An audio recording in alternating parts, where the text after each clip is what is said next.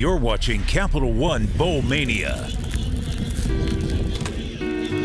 Welcome to the Easy Post Hawaii Bowl as part of Capital One Bowl Mania. And welcome to glorious Honolulu. We offer you this reprieve from all the frigid weather, all the snow around the country right now. Come live vicariously with these two teams. They are in the spirit on Christmas Eve. Middle Tennessee and San Diego State. With that, we say hello. Welcome to paradise. Merry Christmas to all of you. Rod Gilmore, Mike Monaco with you upstairs. Aloha. Quinn Kasnick joins us in a moment. And the fact that San Diego State is even here right now is remarkable. You go back to October. Their quarterback's playing safety. Their quarterback's coach. He's coaching defense at Mississippi State. Yet, Rod, here they are. It's crazy. You think about what was going on with San Diego State the first 5 games. They had no passing attack. Out of 133 teams in Division I, they were last, absolutely last. 65 yards a game passing. You just never hear about that with San Diego State. They've been known to throw the ball really well. Well, after the 5 games and after big changes, coordinator, quarterback, coach, the whole thing, they switched over to a young man, Jalen Mayden, who has a Disney story, a Disney movie of his career. He was a great high school player. He was a 4th-string player at Mississippi State and then came to San Diego State. 4th-string quarterback here as well. Gave up on being a quarterback, moved over to the defense, was a backup safety, and then everything changed. They needed a quarterback. He stepped in, and look what he's done. He's brought back the passing attack. He is the heartbeat of the team. He is the team's MVP now. Incredible. For more on him, we say aloha to Quinn Kasnick. Amazing that Jalen actually started at safety against Toledo in week 4. He had his best game ever. He had 8 tackles. Well, guess what? Brady Hoke comes to him and says, we need you to play quarterback. He said, Coach, this is about we, not me, which is so contradictory to what you see in college football right now with the transfer portal. What he has done to this team, he's been the great unifier. They call him Moose because, let me tell you, he's an SEC athlete playing in the Mountain West. He's big, 6'3", 220. The defensive guys, they love him. They rally around him. The special teams players, hey, he was once one of us. He has galvanized this team, and they're 5-2 with Moose as their lefty starting quarterback. Yeah, and now it's Moose against Middle Tennessee, who made some program history this year back in September. Their first win over a top 25 team when they beat Miami, taking down the U on the road. Oh, you remember it. Yeah. And we all remember it because we saw the updates, the highlights, and every single highlight showed somebody running by the Miami defense. Sometimes it was Jalen Lane, the wide receiver, was incredibly quick. Sometimes it was simply Chase Cunningham, the quarterback, the former walk-on who burst into the end zone. And then, the final piece, the final dagger, DJ England Chisholm showed his track speed from high school as he ran past that Miami defense. Everybody saw those highlights, and that put them on the map. And then you got Chase Cunningham, what he did that day. And now, fast forward a few months, this is how the 6th-year senior closes out his career. Yeah, from walk-on to starting quarterback, winding up his career, and this will be his last game. He's not an NFL prospect to be, but there's nothing wrong with having a great college career. You don't need the NFL to validate that. A guy that Rick Stockstill is very proud of, the 4th longest tenured head coach in FBS. His Blue Raiders against Brady Hoke's Aztecs. 5 overall seasons across a couple of stints as the head coach in San Diego. And yeah, the weather is pretty good. Are you going to rub that in the face of the rest of the country? No. We just say live vicariously. Okay. All right. Here, please, you are welcome. It is nice. San Diego State won the toss, deferred. Middle Tennessee starts out, and when they have the ball, Rod, they got to worry about this guy who you love the way Jonah Tavai bends. He is an amazing pass rusher. He's short, about 6 feet, 5'11", 285 pounds, but he's got great leverage, great balance, can bend around the corner, very quick hands. He's explosive when they move him inside. He is a wrecking ball, and he is fun to watch. Big concern for this Middle Tennessee offense. How does their offensive line handle Jonah Tavai with all the career production and his cohorts on the San Diego State defensive line? Frank Peason is swarmed to start things out. Keyshawn Banks, one of those defensive ends, in on the stop for a loss of 3. This is an aggressive San Diego State defense. They will bring pressure. They'll bring it from a lot of different places. They can be exotic on 1st and 2nd down. A little bit more predictable, I think, 3rd down. And they're going to have to deal a lot with this tempo, this up-tempo in an air raid type of offense for Middle Tennessee. Cunningham out of the empty set, incomplete toward the sideline. Intended for Jalen Lane, the top wideout, and it brings up 3rd and long. You mentioned the tempo and this glorious weather. It's a concern for San Diego State, to play up tempo. What is it, about 75, 80 degrees right now? And feels even hotter down on this turf here on the University of Hawaii campus. Isaiah Gathings motions out of the backfield on 3rd and 13, and it's a quick throw to Gathings out across the 30. He's wrapped up after a gain of 8, and it brings up 4th down, and the punt team will come out for Middle Tennessee. Well, that's the way to handle a tempo. For San Diego State, you don't have to worry about it if you get 3 and out. You can get to the sideline, get your rest, get out of the heat. How you doing with the heat so far? Since I got off the field, I've been fine. it was tough down We were cooking down there. Quinn packed all of his sunscreen, lathered up pregame, so he is ready to go. Kyle Ulbrich is the great punter for Middle Tennessee, and Jordan Byrne, an electric return man, lets it bounce, and it trickles inside the 15, all the way back to the 10, and that's where San Diego State will start with it for the first time. Today's performance update prepared by TaxAct. Roger said to me pregame, quarterbacks do it better. Yeah, and Diggs, two of the best. Both of them all-conference players. Rob, first team over there, 18 pass breakups. And then Patterson on the other side, 6 picks. How do you get 6 picks and not make first team all-conference? I don't get that one. But these 2 guys are going to get tested because San Diego State has speed on the outside, 2 receivers that will challenge. You really like both of the wideouts that those corners match up with, Jesse Matthews and Tyrell Shavers. Yeah, good matchups. Shavers is the tall one. 6'6". He is 14 in the black and red. It's Matthews, the former walk-on himself, 5th-year senior, to the outside. And we get a look at Moose now, and a guy who just has that incredible story. Moose, because he was always bigger than the other kids growing up, and he liked it and kept the nickname. It's followed him everywhere. Listed at 220. 5th-year senior who has turned things around. You heard Quint talk about it, how important he has been rallying all sides and all phases of this football team after a 2-3 start to the year. I don't think people get it. Maiden. Might see him run it a little bit more as well with that big frame. Drew Francis on the stop, 3 yards, brings up 3rd and short.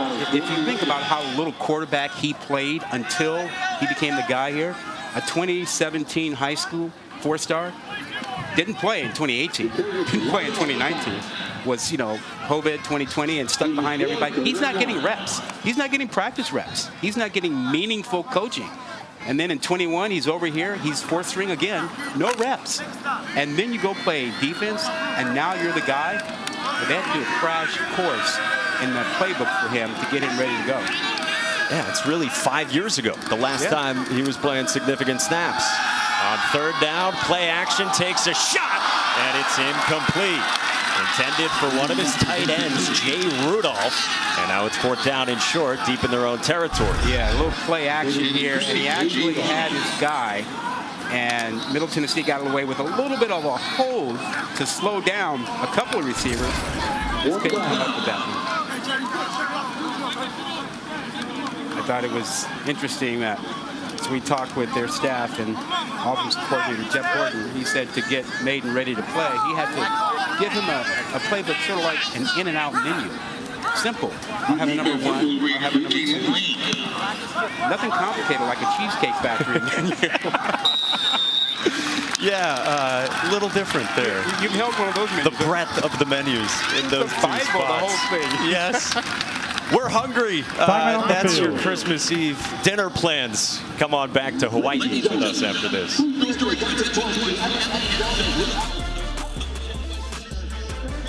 Back in Honolulu, Rick Stockstill in Middle Tennessee. Second possession coming up as we go down to Quinn. Wants to operate out of their air raid as fast as they possibly can. San Diego State, they're old school, they huddle. What's critical right here for the Blue Raiders is getting that initial first down. Rick Stockstill told me pregame, he says, tempo is all about making that first down, and then it becomes a snowball running down a hill, although you will not find any snowballs here in Waikiki. You may find some shaved ice on the beach. It's very good, we've been told.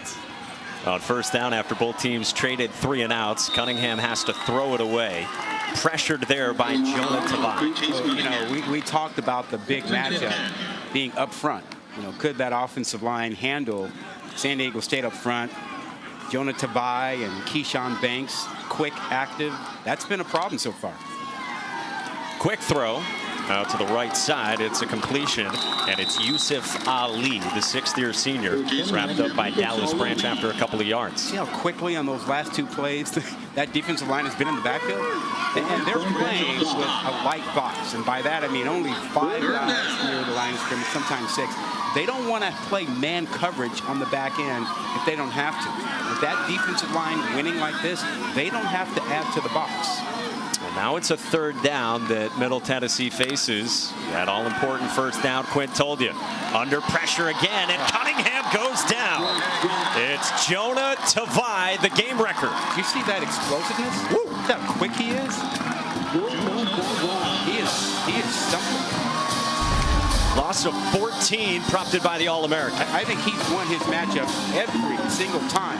And this one, you see the quickness, just the step, the move, and all of a sudden he's back there. He wasn't the only one winning up front right now. Right now, that San Diego State defensive line, it's a no contest. And that was such a concern for Middle Tennessee up front, staring down Tavai and company. Kyle Ulbrich back to punt, 61-yarder his first time. Jordan Bird, electric with a fair catch signal, just shy of the 30. We will search for some shaved ice when we come back to the Hawaii Bowl.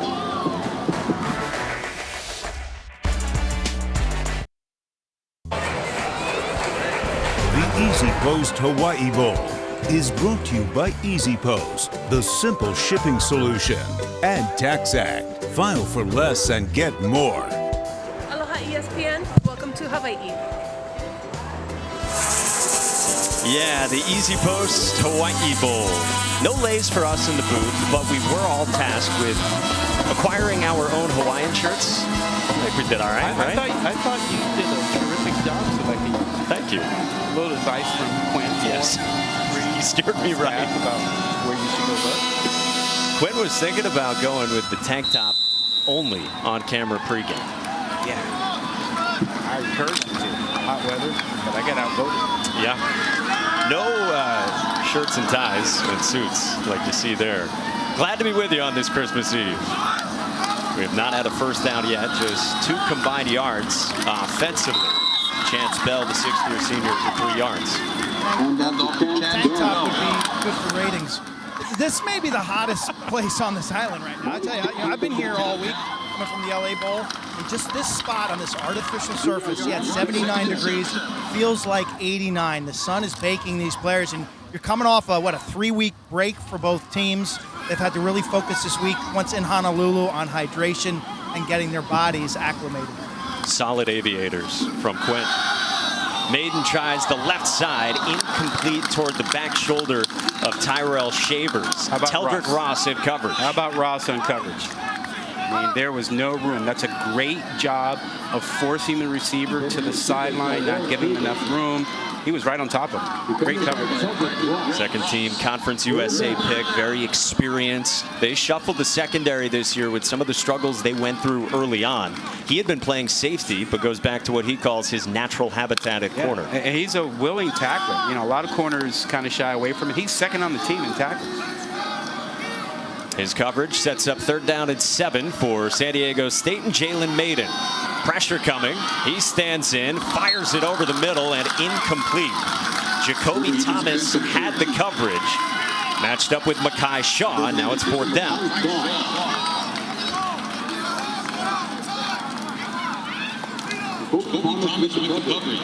No rhythm yet for either team. Surprise you? No, you know, when you think about it, you know, we're talking to the coaches on the field before the game, and they were concerned about the trip over, you know, the heat. Middle Tennessee had a 10.5-hour flight. It's a fake here on 4th down, And San Diego State converts. Rumbling into plus territory, it's the defensive end, Garrett Fountain, and that will inject some life into this place. We expected Garrett Fountain to be a factor in the game on the defensive side, but how about a little trickeration early on? He's your up back here, you know, a little blasé, fourth down, no one paying attention, and terrific blocking on that left side. And clearly, it was the last thing Middle Tennessee expected. And they're a team that has done a lot of those fake punts themselves with their star defensive end, Jordan Ferguson. But it's Fountain here for 27 yards. It gets San Diego State toward the 40-yard line. They try to chance Mulligan on first down. San Diego State huddling up. I bet you didn't have more than one game all season. For that long, too. That's part of the change they made with Jalen Mayden, with the change in offensive coordinator, bringing in a new quarterbacks coach in Ryan Lindley, like we talked about as well, and getting away from a lot of that no huddle from early in the year. Second down and 10. Time for Mayden. He uncorks one for Matthews, who goes up to get it down the center of the field. 31 yards to Jesse Matthews. So the knock on Jalen Mayden was that, you know, not a great deep ball passer, really great quick game, intermediate. He gives this guy a chance. And that's what you want your quarterback to do with the deep ball, to give your guy a chance. And he knows that Matthews can go up and get it. He put it up there and let him go get it. That is tremendous quarterbacking to make sure you give your guy a chance to make a play. You expected that, for them to dare him to beat him with the deep ball. Yeah, yep. Two tight ends set here with Mayden under center. The fullback Martin Blake into the game as well. And Chance Bell on the left side for a yard before the tackle by Jordan Branch down to Quinn. You guys were talking about the wristband that the quarterback is wearing, and they said, you guys mentioned it earlier, that how they shortened the inventory. Well, you look at that wristband and you say, well, how many plays are actually in there? And I was with the QB earlier. Is it, what, 40, 50? He goes, no, 125. It's got multiple pages. It's like a never-ending book that keeps opening up. Said they dummied it down from 200. So early in the year, that wristband and this offense trying to manage 200 plays, and you can see they're struggling with that challenge right here. But that wristband has 125 plays. They told me it was done and printed before the trip. They had to make some minor adjustments last night. Timeout. So it's not in and out. It's more Cheesecake Factory. I think so. I don't think they know. They don't know what the in and out menu looks like.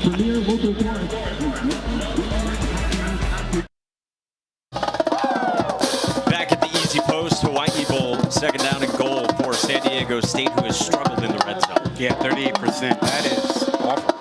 You really need to be somewhere around 70% touchdowns in the red zone to really be effective, to be doing well.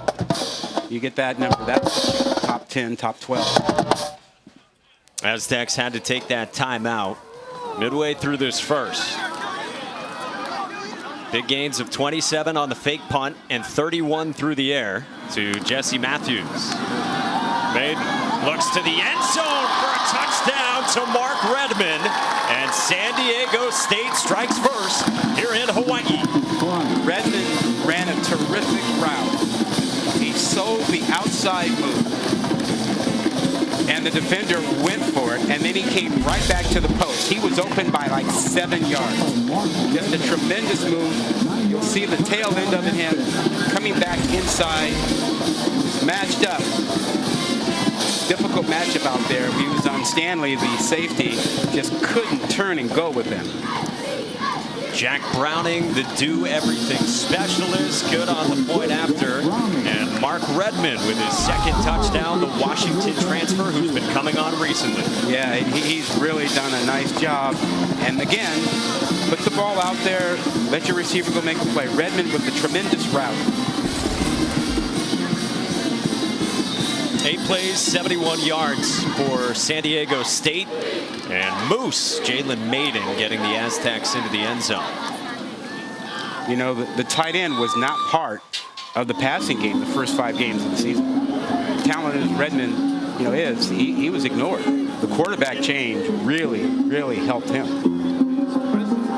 Hey, Bowl Mania rolls on Monday afternoon with the Quick Lane Bowl here on ESPN, also on ESPN Deportes and the app. Jerry Kill done a great job in his first year at New Mexico State. Scott Leffler and Bowling Green, they're in their first bowl game since 2015. Coverage starts 2:30 Eastern, 11:30 a.m. Pacific from Ford Field in the Motor City. Yeah, you had seen this San Diego State team very early on in the season when they matched up with Utah. Redmond was a guy they had to get more involved, and that was the part of the season when the quarterback was an issue. You saw 3 different quarterbacks in that game for the Aztecs alone. Yeah, it was a real issue for San Diego State. You think about all the things that happened with them, injuries, and Braxton Burmeister, who came over, he got hurt, eventually moved to wide receiver. Strange happenings at San Diego State. Jalen Lane, right at the goal line, lets it sail over his head for a Browning touchback. Let's go back to the touchdown. I want you to see Redmond and the tremendous route he runs. Now, he is the 3rd receiver in right there, and he's matched up against the safety, Stanley. This is one-on-one. You see the way he sold that outside move, and Stanley went all the way with it. No help inside. And so, perfect route. Defensively, you have to always protect the inside when you don't have help. Well, now we get a look at Middle Tennessee offensively again, and they've had trouble with the D-line for San Diego State. So they get a quick throw to Jalen Lane. Very good wide receiver for 5 yards on first down. You see the adjustment. Let's move him out of the way. Yep. We can't block him and stand still. Let's move the pocket. After a lackluster first couple of drives for Middle Tennessee. Frank Peasant, the running back. Isaiah Gathings was in motion. He's got it here.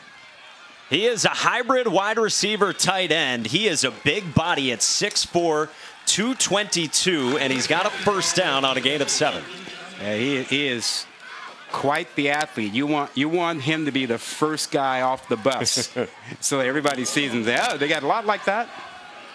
There's Peasant on first down. Jonah Tavai in on the tackle. We got to monitor Frank Peasant, the top running back from Middle Tennessee. He left their regular season finale with a shoulder injury, left shoulder. He has practiced all week, but he hasn't taken contact until today.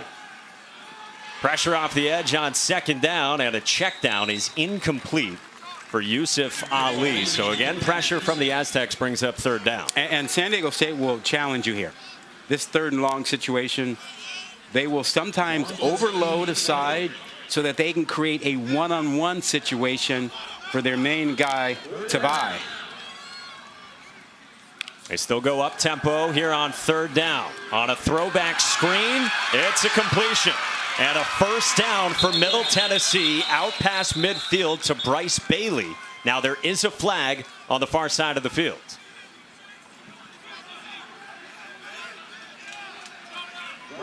First time we hear from this officiating crew from the American Conference. Personal foul, illegal blindside block, number 79, offense, 15-yard penalty, third down. That's the left tackle, Sterling Porsche. Well, it was a great call, and they had the quick screen set up to go against the pressure, but you see 79 there. I'm not sure that's a blindside block. Just more so maybe finishing the block on the outside. Yeah.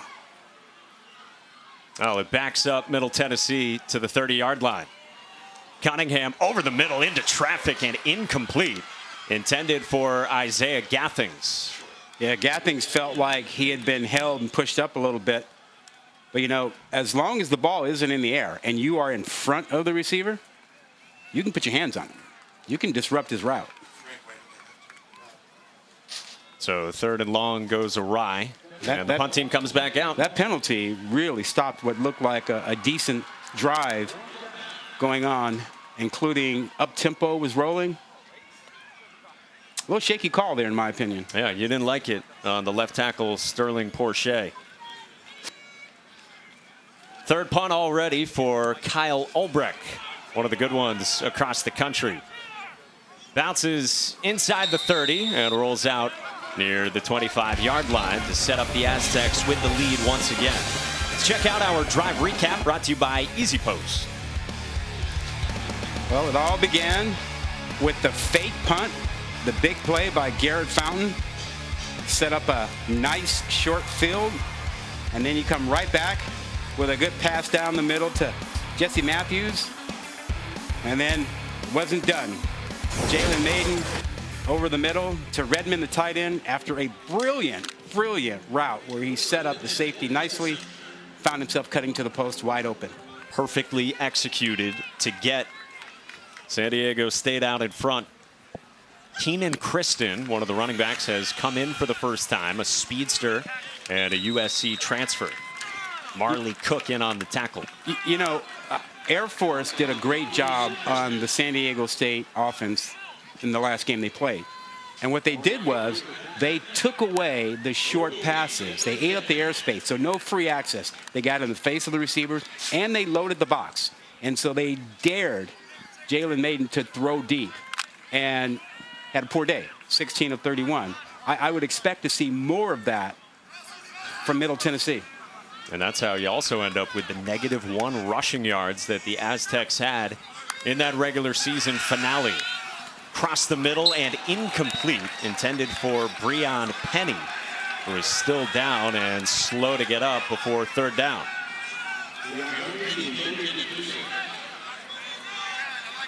Yeah. Penny took a little shot at the end of that.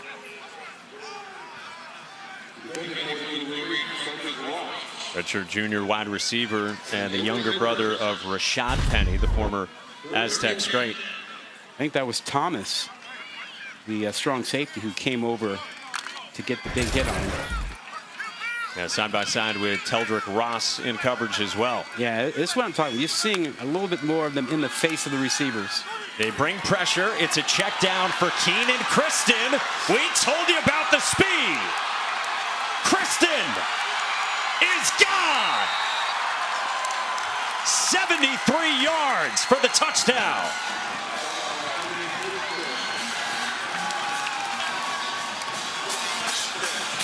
He had 2 linemen 15 yards field down in front of him. And when he recognized that, he said, well, let me turn on the juice. And he's got speed to burn. A little slip screen got him out there, but the blocking was absolutely tremendous. You had 2 linemen who could not find anybody to block. The best kind of convoy possible for San Diego State. He was the Pac-12 sprint relay champ in 2021.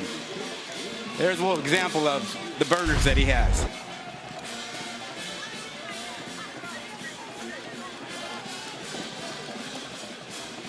We talked to Jeff Horton, who's stepping in as offensive coordinator. He said it's running back by committee because we are waiting for someone to step up and make that big play. The explosives that they get here from Kristen. Yeah, he got the great block initially from Ula Ave, and then no other lineman could find a guy to block, and he recognized that this was no different than a relay sprint, and he showed you the jets. Look at that. He's got linemen running with him. There's not a white shirt around, and there's no way that anybody's going to run with him. He has got some wheels. Let's go down to Quinn. Yeah. That is vintage San Diego State football, man. They love to run the ball. They always have with Rocky Long, and now that's their same identity with Brady Hoke. The intention this week was to get that last win for his seniors. This is a senior-led, senior-driven program. The seniors on the flight over from San Diego, they got to sit in first class. I flew Southwest Airlines. These guys are flying in first class. It's all about the seniors for the Aztecs. Q, I've been telling you for years, man. You got to change that. Come on.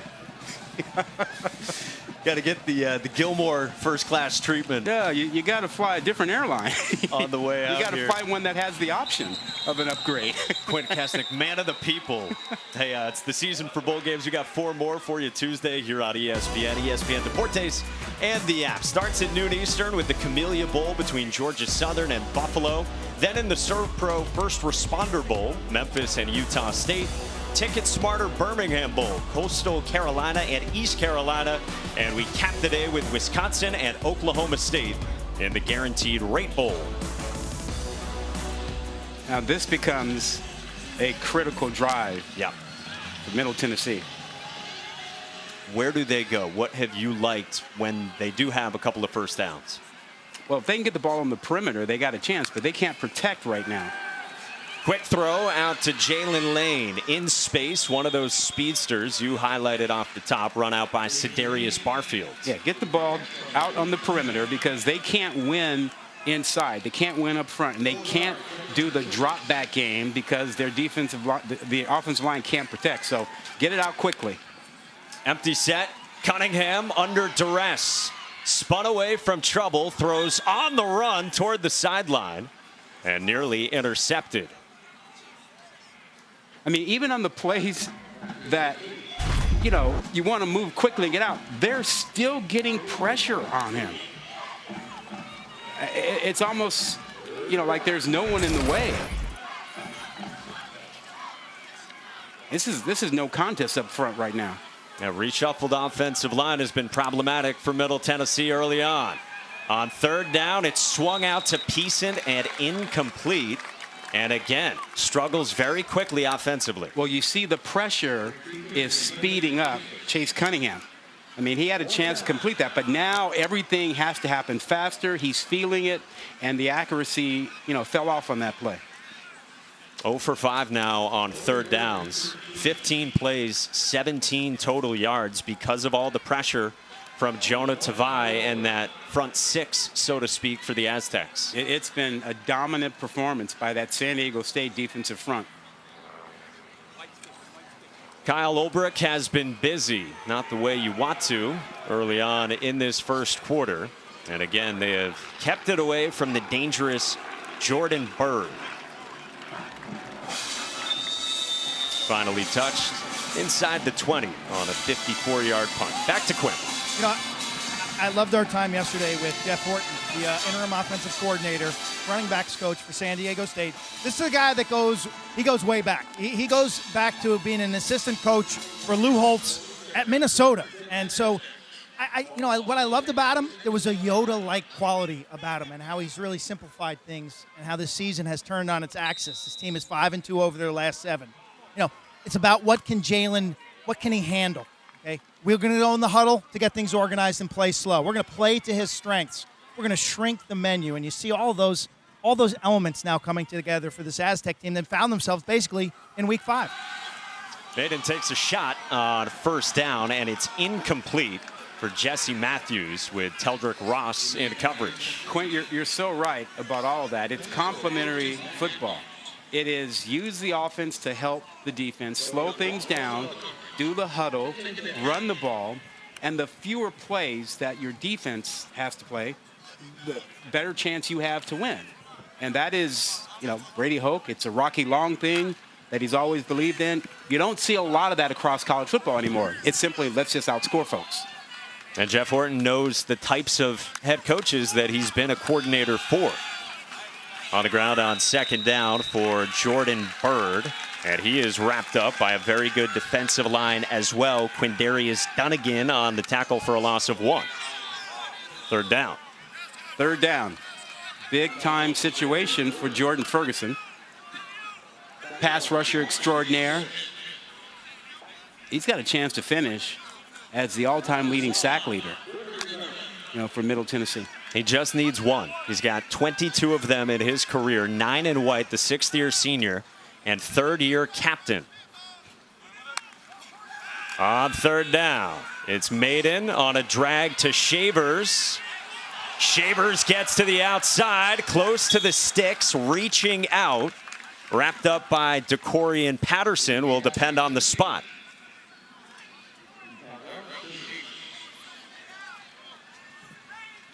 Good moves.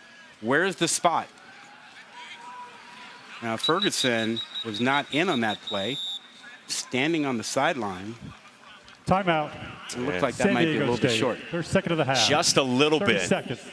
You see what Ferguson has done throughout his career.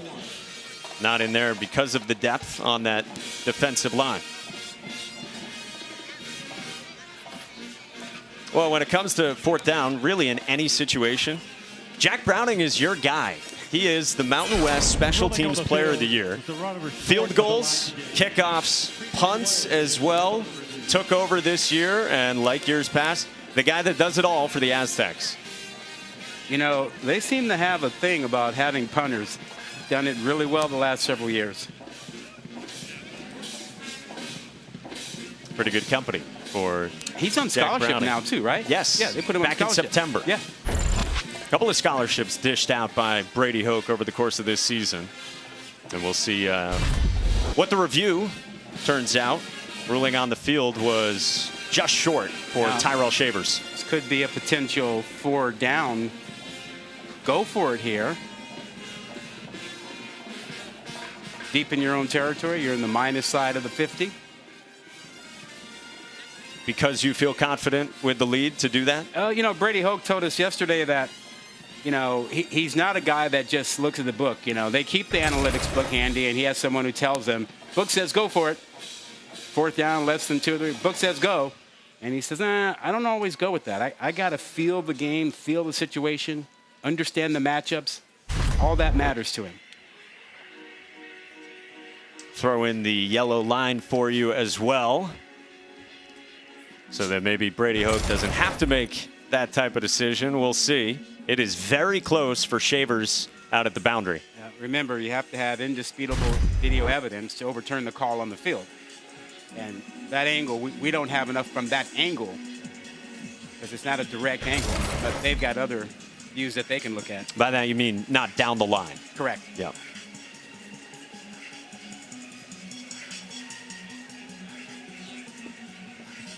Really enjoyed our chat with Brady Hoke yesterday, a guy you've known for a long time. Quint's known him a long time as well.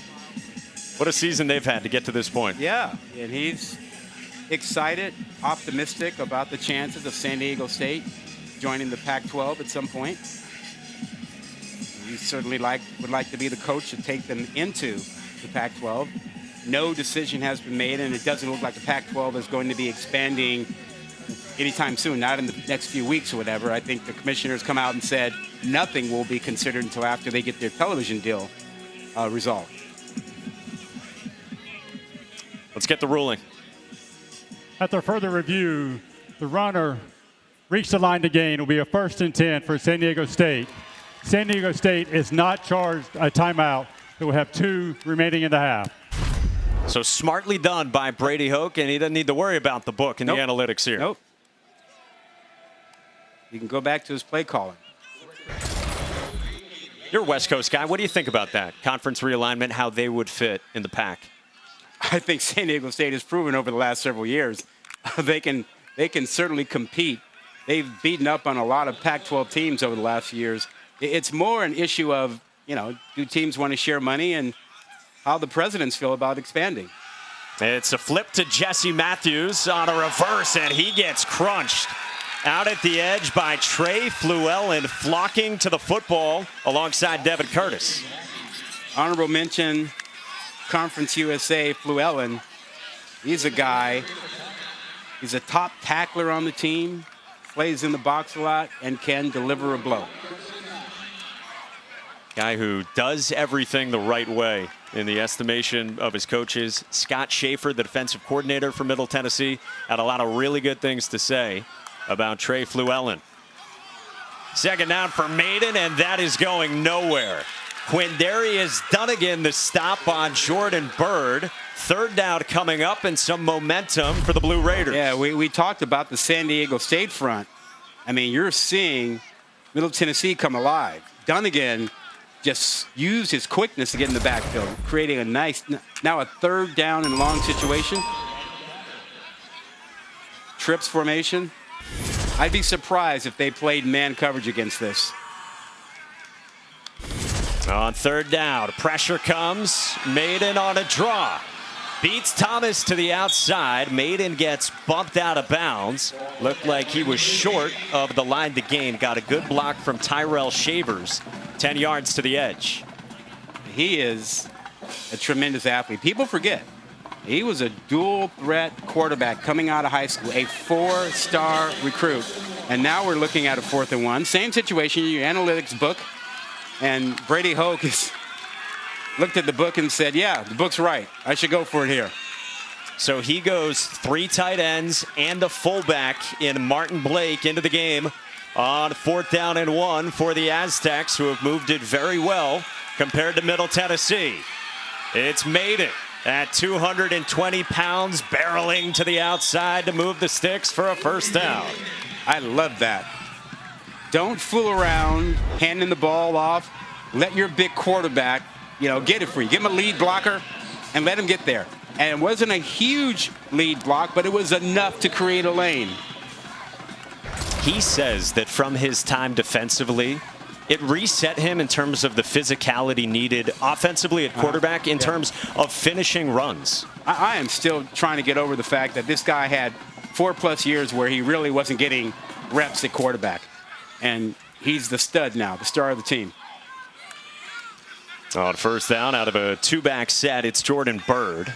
Not much there, just the yard, and he was trying to find his way onto the field, however that was. Special teams he wanted to play last year, safety this year. Quarter. I want you to think about this. Why didn't they recognize his talent beforehand? Think about that one during the break. We'll try to answer that question after this when we come back to Hawaii.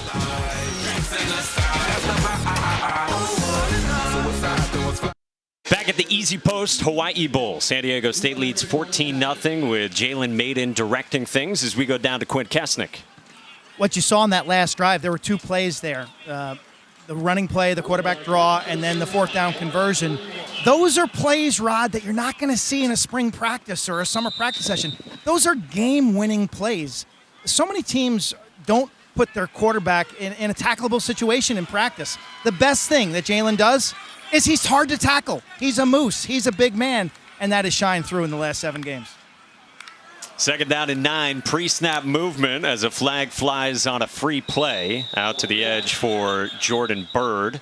We will check the marker. Quint, you're absolutely right. I mean, you never know what you have in a player until the lights go on. And all this, 7-on-7, doing it against air, and making decisions is great when, you really know what you have. But when you don't know what you have, it changes things. Offside, number 9. Defense. 5-yard penalty. Repeat 2nd down. And when they got this young man on the field, with the lights going on, they said, wow, he doesn't get nervous. He doesn't panic. He handles everything. And he makes the right play. It's something they weren't getting at quarterback. But they couldn't see those things. They couldn't understand those things, anywhere. Last year when he was on the team, before they got the spring ball, he decided, they don't know what I have. I should play another position. It's an amazing story when you really, really dig into how it all happened. Brady Hoke had accepted the penalty that was on Jordan Ferguson, and now a pre-snap flag. Number 68, offense. 5-yard penalty. 2nd down. And I'm sure a little bit of it is, I mean, if you're Jalen Maiden, you're looking at it and you're going, I'm not the offensive coordinator's guy. He brought in a transfer quarterback. That's his guy. I'm not his guy. I'm not going to get a chance, so I should move positions. And so just think about this. Had none of that had he not had this opportunity, his career would have ended without him doing this and without us getting to see him as a quarterback. And those seniors, they wouldn't have flown here, first class, Southwest Airlines, whatever it is, to get to this point. Jordan Byrd, nothing doing at the edge, run out by Zaylen Wood, brings up 3rd down. That's why I say it's a Disney movie. Yeah. It's crazy how he was this close to never having been a starting quarterback at this level. And now he's their guy next year. They're not looking in the portal for somebody else. He's the guy. Be back for a 6th season. And he will quarterback San Diego State. We asked Brady Hoke, have you seen anything like this? He said the only thing that comes to mind, he said it's not close. Charles Woodson at Michigan, returning kicks, playing some offense, in addition to being a DB. But that guy was a bad dude, man. He was a bad dude. You knew he was good. Ahead of 3rd down. Delay game. Delay of game on San Diego State. 5-yard penalty. 3rd down. Chuck Woodson showed up on campus. That guy's playing. He can play wherever he wants. Couple pre-snap penalties on the Aztecs, moving backwards. Get a look at Jeff Horton. Good bucket hat going. Down to Quinn. Horton was not happy, gentlemen.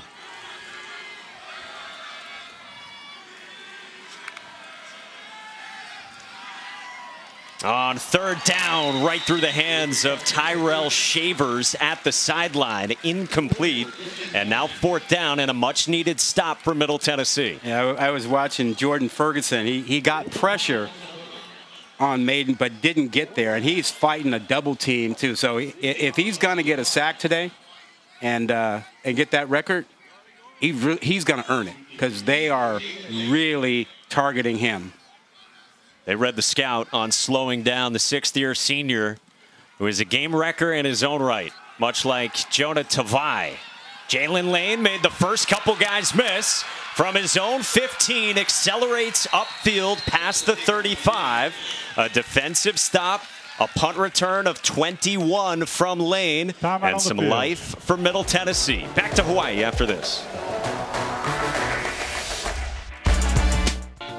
Middle Tennessee trails San Diego State as we welcome you back to the Easy Post Hawaii Bowl. Happy Christmas Eve wherever you are. We hope you are warm and safe, bundled up watching this one. Middle Tennessee's got to get it going offensively, Rod. I think they've got to do a change of the script now. I think the quarterback, Cunningham, has to run the ball more. They've got to force San Diego State to bring another guy into the box. They've got to give their speedsters on the outside a chance to get against man coverage. They haven't had that yet. Quick throw, Cunningham with a completion to one of his best weapons, Jalen Lane, who is bumped out of bounds shy of the 30 by Devon Celestine. A missed tackle from Noah Tumblin on a gain of 30. Yeah, you can see the skills for Jalen Lane. Change of direction, good hands, quick burst. That's a free access throw. Cunningham goes quickly back to the edge again and incomplete, intended for Lane. Yeah. If they're going to play 8 yards off, just take that throw. And that's what they've done the last couple plays. They looked up, they saw the corner laying off that far, and they said, easy access, we'll throw that ball. That's what you mean, quick access. It's there for the taking. Yep, if it's there, take it.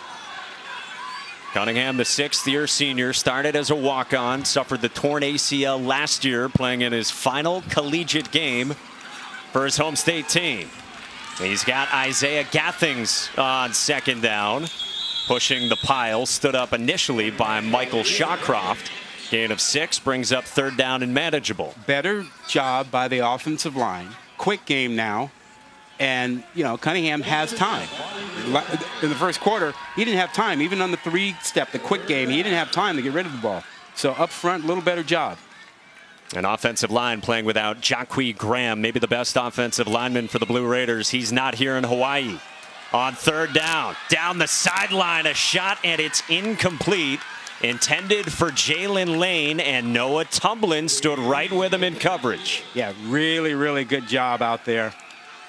And I like that there was no flag, no call on that. Pass interference is the hardest call to make. The judgment call. And oftentimes it's called incorrectly. Just because, we've gotten to the point now where offensive coordinators have decided that they will incorporate that into their decision-making. They might get a call, so throw the ball. I like you standing up for the DBs. Thank you. Zeke Rankin from 44 yards is good. With his longest field goal of the season, the redshirt sophomore has been reliable, and Middle Tennessee is on the board.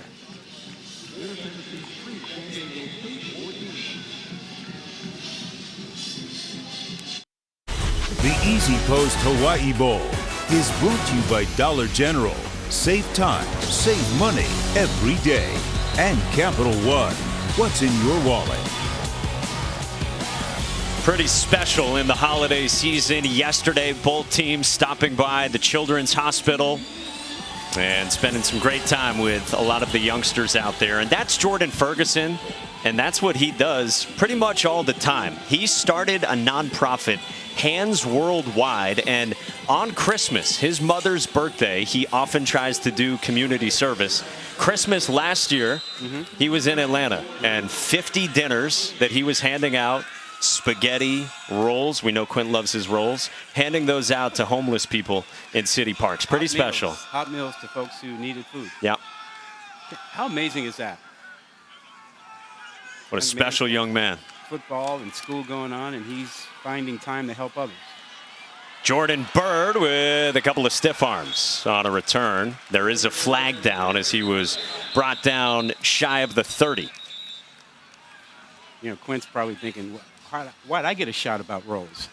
How'd I catch a stray? He stole your Hawaiian roll at Duke's last night. It wasn't a steal. It was an offer. It was an offer. During the return, holding number 81, receiving team, 10-yard penalty, first down. Down to Quint, king of the Hawaiian roll. It was good to see you guys up early working off those Hawaiian rolls. Ferguson cares about everybody else first, and then he takes care of himself. This is a young man who, admittedly by the coaching staff, he matured. He's a former pain in the rear, got his degree, really, flipped his attitude the full 180, playing now, I believe, in his 58th game. He'll get some looks from the NFL as a late round pick or a free agent pickup. Now, he lacks the ideal length for that position, maybe a subtle position move. Undoubtedly, he is a baller, and he gets NFL looks. And he can play, And at the end of the day, you want guys who can play. And if he gets a shot, he will show some folks that he can play. What 34 career sacks already? One more to become the leader at Middle Tennessee. He's coming off the edge, bringing pressure on Maiden, who throws a pick. It is the ball magnet to Corian Patterson. And boy, does Middle Tennessee come up huge here in the second quarter. We talked about both of their corners at the beginning of the telecast. And Patterson had 6 picks coming into this game and wasn't first team all conference. And now he makes another one. Pressure in the face of the quarterback, Maiden. And look at that guy. He's got great hands for a defensive back. That's a game-changing play. Now you give your offense a short field, a chance to get right back in it. Corey Patterson had not one but two interception games this season for Middle Tennessee, including in the regular season finale. And now he's got a pick to set up a short field for the Blue Raiders. Frank Peasant, the running back, and Cunningham goes down. Sacked by Keyshawn Banks. It's a loss of 10. Yep. We've talked about these two guys. It's either Tavai or it's Banks. And there you see him coming right up the middle. They moved him from the edge to the inside, get a better matchup, and he blew right by his guy. So many veterans in that front 6 in the 3-3-5 for San Diego State. Pressure again on Cunningham, and it's back-to-back Banks sacks. At the last play, it was the speed of Banks. This play, it was his power. He drove his blocker back into the backfield. Just watch his get off here, and he just keeps driving his man back into the end zone, working against Porsche, number 79. On 3rd and a mile, it's Jalen Lane out at the edge, and he slides down shy of the 35 after 11 yards, and it brings up 4th down. How big were those two plays? Massive. Took them completely out of scoring range. Couple of sacks from Banks. This is too far for Zeke Rankin, their field goal kicker, so even on 4th and 19, they'll go for it. It's no man's land. You might as well go for it. You can't make a field goal. Empty set for Cunningham. Pressure comes again, and again Cunningham goes down. This defense is relentless, and it's Kyron White who got home a turnover on downs. They are attacking them inside and off the edge. It does not matter. Whatever blitz they dial up works. Got to get some more of this.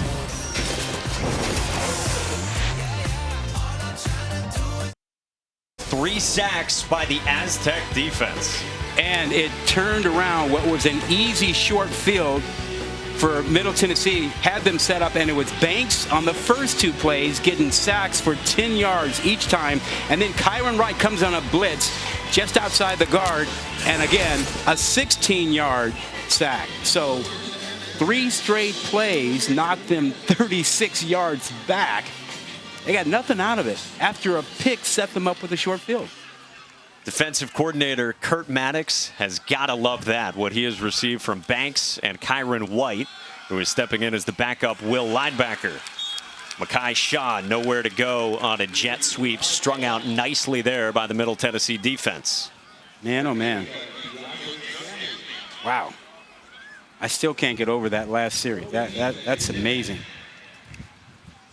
Can't debate that. And in terms of the significance in time of game as well, when Middle Tennessee had the field goal, a long one from Zeke Rankin. They got the pick, like you said, a short field, but just with that, San Diego State gets it back. DeCorian Patterson has come out of the game right now, the corner who had that pick for Middle Tennessee. Maiden stood in against the pressure, and he finds Jesse Matthews to move the sticks for a first down to the 35. The timing, and the route timed out perfectly. He gets rid of the ball. The anticipation of the break, he throws a catchable ball, puts it out there, doesn't have to drill it because he throws it on time. Nicely done. And how many times did we hear that word poise from the coaches of San Diego State yesterday, and that Maiden is willing to stand in there against pressure. And it leads to the good timing with Matthews, his trusted wideout. On first down, Maiden launches deep down the field and incomplete. And now a late flag comes in. Dedrick Stanley, the nickel, was matched up with Jesse Matthews. And boy, Jalen Maiden took a shot as well. That's a flag that should be picked up. There's no foul for defensive pass interference. Take it down. You have to let guys play, and if there's mutual combat, you really can't throw the flag. You really should be only throwing that flag when one of the participants really gets an advantage by a push-off or something. Quinn, what do you got on Patterson? Well, first of all, Rod's never seen a flag for a PI call that he doesn't want picked up. Patterson's having his left ankle retaped. He looks okay. We'll see if he can make it back in the game. He's got 7 picks this year. He's got a real knack for reading the quarterback's eyes and getting a good jump on the ball. He's looking eager to get back in this game as the sun is now setting on this far sideline. And on second down, a throw to the sideline, and that is caught. Beautifully done by Tyrell Shavers. You notice that Quinn ignored that the officials agreed with me. That he left out a piece of evidence. Look, I hardly get folks to agree with me. The big debate in my house is whether Die Hard is a Christmas movie. Ooh. Did he end with that? I'm not sure he's got control of it. But speaking of Die Hard, I did ask both coaches if Die Hard is a Christmas movie. What do you think Brady Hoke said? I think he said no. 3 tight end set on third down. Maiden keeps, and he is wrapped up. Jordan Ferguson stood up Maiden, and it brings up fourth down. What do you think Stockstill said? I think he said no. Stockstill said no. Okay. He said, hey, it's just a movie that adventure happened during Christmas time. That's it. Brady Hoke said, oh, yeah, it's a Christmas movie. Oh, he gave it to it. Jack Browning comes on for a 43-yard try. We told you he is excellent. Wow. And Browning pulls it. Wow. Had enough leg, just pulled it. Rick Stockstill, no to Die Hard being a Christmas movie, and yes to the missed field goal from San Diego State.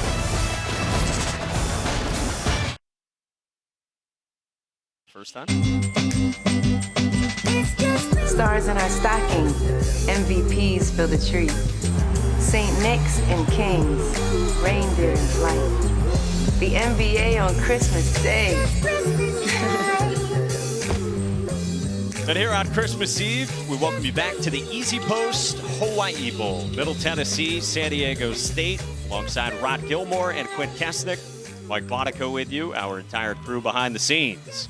Darius Bracey comes on for the first time, the second leading rusher, the Central Michigan transfer, and the backup to Frank Peason. Garrett Fountain in on the tackle, and there hasn't been much for the ground game for Middle Tennessee. That was only the third run of the game for Middle Tennessee. It's a true air raid offense. They don't run it a lot. Yusuf Ali out of the backfield with a drop as they tried to swing it out to him, and now it's third down. Mitch Stewart, the offensive coordinator, told us yesterday that he did visit Mike Leach in Washington State a few years ago to learn the air raid a little better. And he said all the other coaches there told him just before the meeting, don't ask a question. Don't ask. If you ask a question, it's a banana peel, and we'll never get through our meeting. They weren't trying to be rude. Cunningham under pressure, slings it to the outside, and he's got Jalen Lane with some wiggle. And Jalen Lane with the individual effort to move the sticks. Did he catch that? I mean, what an effort to get his hands down low and come up with this. He scooped this like a baseball player and just kept going. And now that gets batted down on a quick throw. Caden McDonald broke it up. It's the tremendous effort as he moves through the ball, comes back to the ball, and is able to keep moving. Good yards after catch. One of the guys you really liked. He's got a lot of speed. Him and DJ Anglin Chisholm. Middle Tennessee is going to need a lot from them.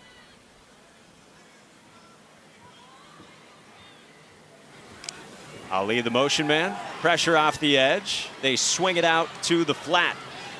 And Elijah Metcalf probes for some space. Rather, Darius Bracey as we go down to Quint.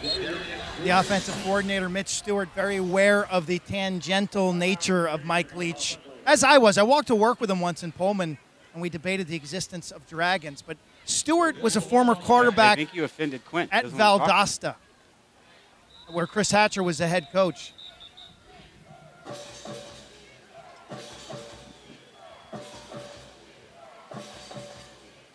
And so is that connection with Valdosta and Chris Hatcher, the head coach at Sanford right now. That is the connector between Stewart, Hal Mummy, and Mike Leach. Thought it was interesting that Stewart, in almost a Leach-like maneuver, brought his wife and two daughters to our meetings yesterday. Ricky, his wife, and Stella and Emerson, his two lovely daughters, who are great volleyball players in the Middle Tennessee region. Yeah, that was a first for a coach's production meeting. We'll keep an eye on Darius Bracey. Third down, Cunningham tucks. Lost the football! Bounces around still all the way back toward the 30 before it's pounced on, and it looks like Middle Tennessee at the bottom of the pile. I think Cunningham carrying that football a little too loosely and just gets poked out. I think he just lost it. I don't think he got poked out. I think he just lost it as he was trying to move to the outside. Everything is just going wrong in Middle Tennessee. They haven't found any kind of a rushing attack. They came in thinking they had to run it enough to force San Diego State to give them the matchups on the back end, the man coverage, and they haven't been able to do that.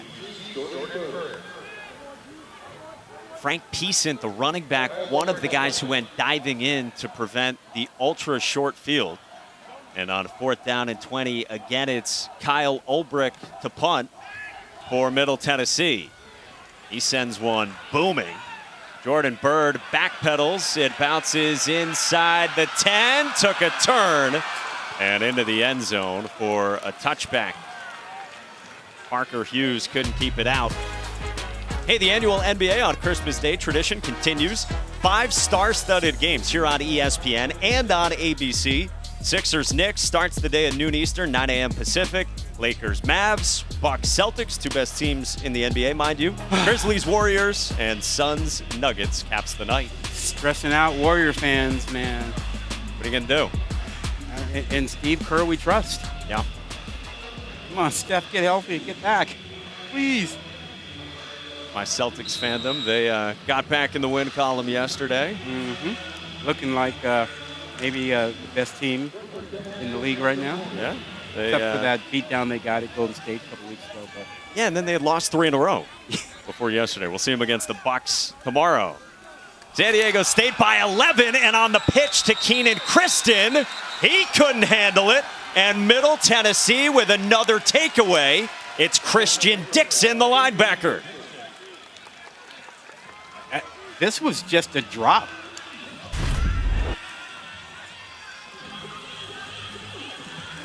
Nothing wrong with the toss. He just dropped it. And now, if you're Middle Tennessee, this is the second opportunity for a short field and a chance to get points. Remember the last time they were down here, they got a pick and then suffered 3 straight sacks. Took them out of field goal range, out of scoring range. Now you've got the ball on the 17, and this is where I think you might have to force the issue. You've got 2 outstanding receivers outside. You got to find a way to get them the ball, and if you're likely to get single coverage, you got to take the shot at it down here from this area. In the red zone for this Blue Raiders offense, which 28 plays, 28 yards, yet wow. Here they are, like you said, knocking on the door, and they need to capitalize. Frank Peason, the physical running back, gets stood up at the 15 after a couple of yards by Cyrus Fiaseu, the middle linebacker. Patrick Morris showing up in there also. Again, can they get a matchup to take a shot on the outside? That also requires the pass protection. 4 wide receiver set. Isaiah Gathings in motion, 2 and white. It's Peason fighting for space, and he gets tripped up, dives forward. He is just short of the line to gain. It brings up 3rd down and a little bit, and they'll go tempo again. Tempo, and good job on the right side. Rutledge 77 at the right guard with a good block.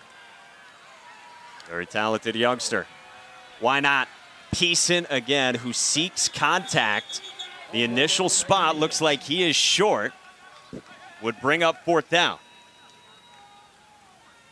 Michael Shawcroft playing in his final collegiate game in on the tackle. 4th down, offense stays out there. Now you could kick a field goal and make it a 1-possession game. And look what's coming in. Oh, they call this the diesel package. The defensive linemen come in for Middle Tennessee ahead of 4th down.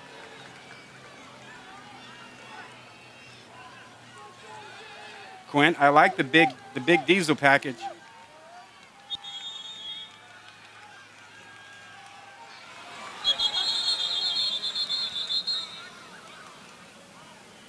That is a good timeout by San Diego State. With 3:20 to go here in the second quarter, it's Rick Stockstill that takes the timeout. Oh, I thought San Diego State called it, thinking new formation, they couldn't match up with it. But Middle Tennessee, that's too bad for them because they had a formation that San Diego State wasn't ready for. Let's bring in Quint. I'm with Coach Rick Stockstill, pacing the sideline here, eyeing up this 1st down. How much is it? Well, I don't know. It looks like a half a foot. This is a big play in this game, okay? This game's gotten a little wonky here in the second quarter with the turnovers and the sacks. And next thing you look up, the Blue Raiders are still in this game. If they can make a 1st down here, they go with the diesel, the D personnel, the big guys. See what they got.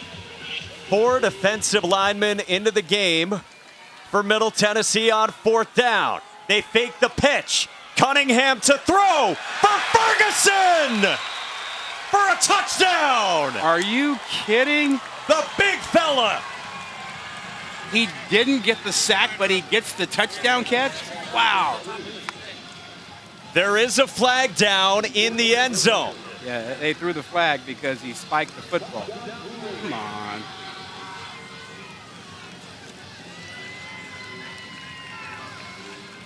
There are thick 6s, and then there are those kinds of thick 6s. Happy holidays a day early, folks. Yeah, and I'm not mad at him for spiking the ball. He's a defensive end. The start of the play was a touchdown. After the play, unsportsmanlike conduct, number 9 of the offense, his first of the game. That penalty was enforced on the kickoff. Correct me if I'm wrong. That's his first touchdown catch. He has done a whole lot of everything in his career. But that was a heck of a route and a catch. And yeah, spike the ball.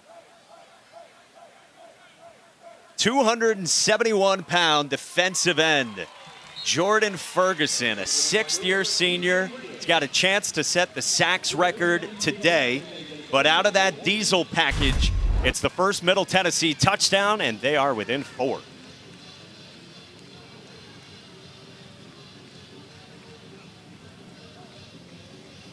He lined up. You see the spiking of the ball, and that threw the flag.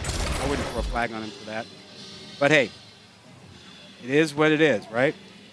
But what a job he did. 271 pounds, getting off the line of scrimmage, getting into the end zone. And did you see the speed he showed running across the end zone and getting to the football? Pretty impressive. First career touchdown grab indeed for Jordan Ferguson, and it is a glorious touchdown. Down to Quinn. Told us they were going to run some diesel, which is the big boys, but they also had a pirate look out of it. We're not sure if that was just a strict diesel or they added the pirate look, and owed out of respect to Mike Leach. Either way, wow, what a gutsy call, and it proves to really perk up this MTSU sideline. Yeah, a pirate package installed during the bowl prep. The nomenclature, of course, as Quinn said, an ode to Mike Leach out of the air raid tree. Jordan Byrd on the return, gets out after the penalty shy of the 30. Yusuf Ali, great special teamer, in on the tackle. Let's go back to the touchdown and take a look at Jordan Ferguson. Again, he is a pass rushing specialist. There he is on the edge, 271 pounds, sneaks across, runs by the linebacker, and calls for the football. Throw me the ball. Holding, number 40. He got it. The receiving team. 10-yard penalty. We told you his First nonprofit down. is called Hands Worldwide. This showed- qualifies. Hands showed- Worldwide out here in Hawaii. Yeah, he showed hands. He showed route running. He showed some speed. That's This pretty cool. is what the Hawaii Bowl is all about. Yeah. Put your defensive ends in, on the line, hand in the dirt, throw it to him when you needed some sort of offense. And Jordan Ferguson supplies it for Middle Tennessee. Not even 50 yards of total offense, but they're within 4. After the penalty on the return, Maiden under pressure, and Maiden goes down.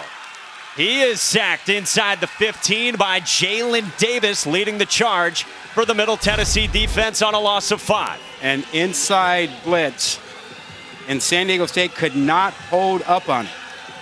Tremendous pressure brought inside, and they had Chance Bell in the backfield trying to help pick it up. Couldn't pick it up. Jalen Davis, redshirt junior, pretty experienced player, one of the linebackers that they rotate through in Scott Schaefer's system. Second down and 15. And Maiden is brought down again, this time by Parker Hughes. Ferguson exults. San Diego State backed up inside the 10, and it's third down. And Parker Hughes, he was a guy Timeout. who would not be juked. He showed some good Tennessee, change of their direction second to of make the this half. open field tackle. Please set the game clock. He's trying to think, watch, here he comes. He's like, oh, change of direction. Got to get back inside. Look at that tackle. Nicely done. And Rick Stockstill takes the timeout, so still more than 2 minutes to go here until halftime. Down to Quinn. Things didn't look good for this Blue Raider team. Down 14-0. No answers on offense. They were going backwards more than they were going forwards. But they've stayed the course and kind of fought out of that funk, led by this defense and some critical playmaking on O. As the sun has set it over Waikiki Beach behind us, as it's setting, it's gotten cooler on this bench. They're in the shade. But all it's done is enliven this group. They're on fire right now. This group is playing with incredible emotion. The momentum change here is dramatic. Sure has been here in this second quarter for Rick Stockstill and his Middle Tennessee team. How aggressive does San Diego State get on third down and 20? Maiden has it batted down, and it's Jordan Ferguson doing it on both sides. Fourth down. Ferguson, man, he is taking this game over. catch the touchdown pass, come right back, stop a third down. We've seen his speed. Here he is on the right side. Watch him get up. Knows he's not getting up like a volleyball spike. Like he's over the net, knocking the ball back down. It's like the volleyball we saw being played on Waikiki Beach yesterday that Quinn wanted to jump in and play. I told you guys, spending too much time in the sun. I'm worried about you guys. Too much time on our phones. Jordan Ferguson revs the engine. Jalen Lane, the return man, drifts back to his 40. He's got speed. Jalen Lane cuts it upfield, gets dragged across the 50 by Mekhi Shaw, and it's good field position with still more than 2 to go until halftime. College football playoff semifinals are next Saturday, December 31st, here on ESPN and the ESPN app. Michigan and TCU in the Verbo Fiesta Bowl, 4 Eastern, noon Pacific. Then, number 1 Georgia, number 4 Ohio State in the Chick-fil-A Peach Bowl. The winners, of course, play Monday, January 9th, here on ESPN. That's a pretty good football game now. Help the folks out who are putting the final touches on Christmas planning. Trying to get through and get the final messages to Santa. Happy to share it with all of you wherever you are watching. Frank Peasant for 3 yards on first down. 1 timeout for Middle Tennessee. About 2 minutes to go. Plenty of time, no need to rush. They go quickly out of an empty set, and Cunningham has to get rid of it. He threw it toward the sideline and intercepted by Des Malone. The pressure forces the miscue, and Keyshawn Banks might have got a piece of it. Trying to throw it away, but threw it in the wrong direction. You got to throw it out of bounds, not up in the field of play. Falling away, didn't have the arm strength to get it out of bounds, but that ball has got to go into the 3rd row. Only 2nd down. You can throw it away and come back and play the next down. Now, you lost a golden opportunity with the time left to have a 2-minute drill and get points. It's a couple times with a short field for Middle Tennessee. First, it was the 3 sacks within 4 plays, and now it's the pick. Yep. Gives it right back to the Aztecs with 1:49 to go until halftime. Quick throw for Maiden on a slant across the middle. Just shy of the sticks, it's Jesse Matthews to bring up 2nd down and inches across the 40. Now Jalen Maiden gets to have a 2-minute drill. Quick throw, right side, incomplete. Intended for Matthews. 2nd down goes awry, and it's 3rd down and inches.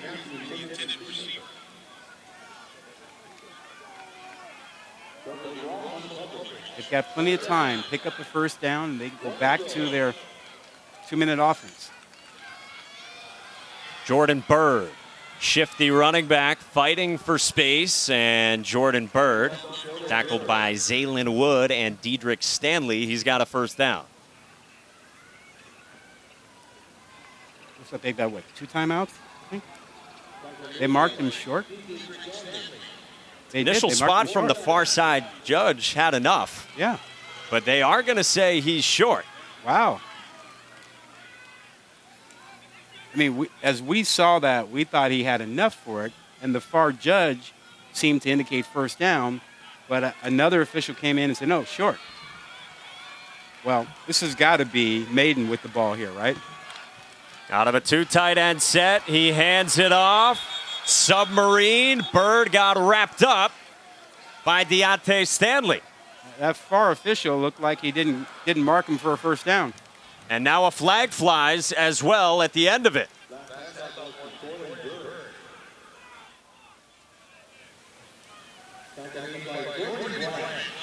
They ran Byrd. He's 170 pounds. You would have gone with Maiden. 220 plus pounds, yes.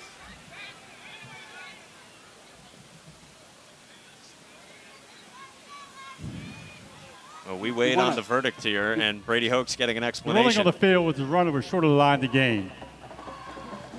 After the play, unsportsmanlike conduct. Number 14, offense. Correction, number 15, his 1st of the game. Will be a 15-yard penalty, 1st and 10 for Middle Tennessee. Wow. This is a catastrophic situation. Not only do you not make the 4th down conversion, But at the end of the play, Bird has words with the line judge, Tracy Jones, who then throws a flag. So not only are you in your own territory, you go for it on 4th and short. What's the upside there, Rod? Then to tack on the bad news, it's 15 yards and a dead ball foul. Quinn, I don't know why on a 4th and short you're running a 170-pound guy in there. We've seen you run your quarterback inside, and he's a big, tough runner, and he's picked up. He had 2 opportunities to run your quarterback and get the first down, and you didn't do it. And so they cough it up to Middle Tennessee, who gets a short field once again inside the 30. Cunningham incomplete. And again, it goes back for Bird to the 3rd down play with that line judge where he thought that the signal was first down on 3rd down. But now look what you have. You have a chance now for Middle Tennessee to get points. Take care of the football. They should have a shot at a field goal at worst if they take care of the ball. Which Cunningham did not on the last possession for Middle Tennessee. On 2nd down, he's under pressure again, juked away from a couple, but then wrapped up by Justice Tavai with the sack to bring up 3rd down, and a timeout with 32 seconds to go. I'm just a little perplexed, with some of the play calling. You're having trouble protecting the quarterback.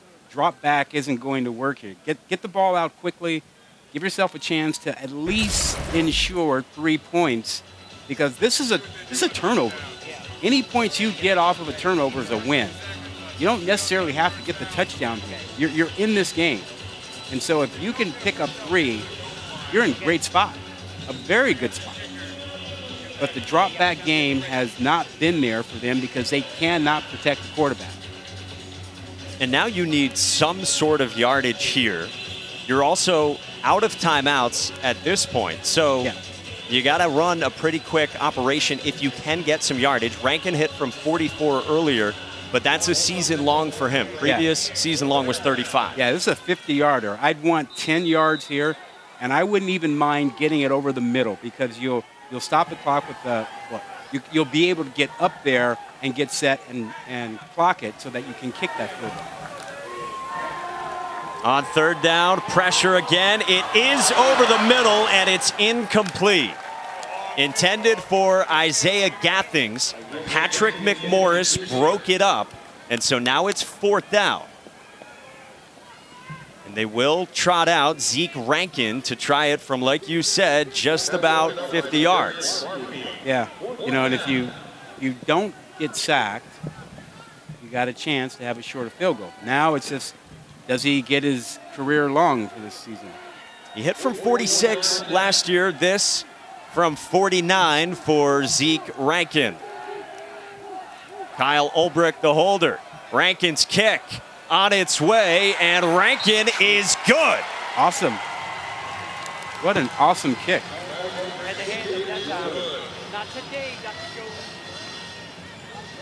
That's bailing out the offense. That's a good job. It's a Hawaii Bowl record field goal. 49 yards for Zeke Rankin.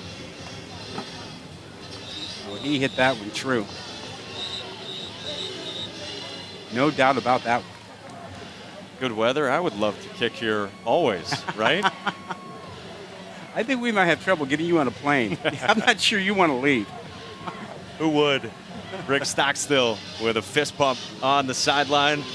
Rankin feeling pretty good about himself. A guy who had only attempted from longer than 35 yards one time all season. He tried from 43 in the finale. He missed, and all he's done today is come out and drill from 44 and now drill from 49, and just like that, it's a one-point game. He was Mr. Football in Tennessee, won 3 consecutive state titles with his high school team. Man knows success. He's doing it today for Middle Tennessee as well. Scott Payne handles kickoffs. Jordan Bird is back deep. Short kick, they want to stay away from Bird. Up the center of the field and out toward the 40, it's Max Garrison. There is a flag, a couple of them that fly in.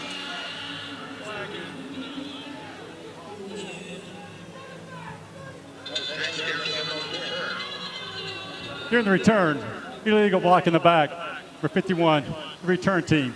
10-yard penalty, first down. San Diego State has struggled with penalties as well. That's been the case now on a couple of returns for Brady Hoke's bunch. Hey, coming up at the half, Zubin Mehenti and Trevor Matic are in the studio. They're talking Capital One Bowl Mania updates. Plus, Trevor, he'll give out some gifts as Trevor Claus, and Drake May chats about those rumors. Plus, Chase Brown to the NFL draft. The portal rumors, they just continue. It's a lot of money that was being talked about in those cases. A lot of portal talk at this time of the year, really at all times of the year. The free market, man. Yep. Capitalism, alive and well. We hit halftime here at the Easy Post Hawaii Bowl. San Diego State got off to the fast start. Middle Tennessee with the second quarter serve. 1 point lead for the Aztecs. After the break, it's Zubin and Trevor in the studio for the halftime report.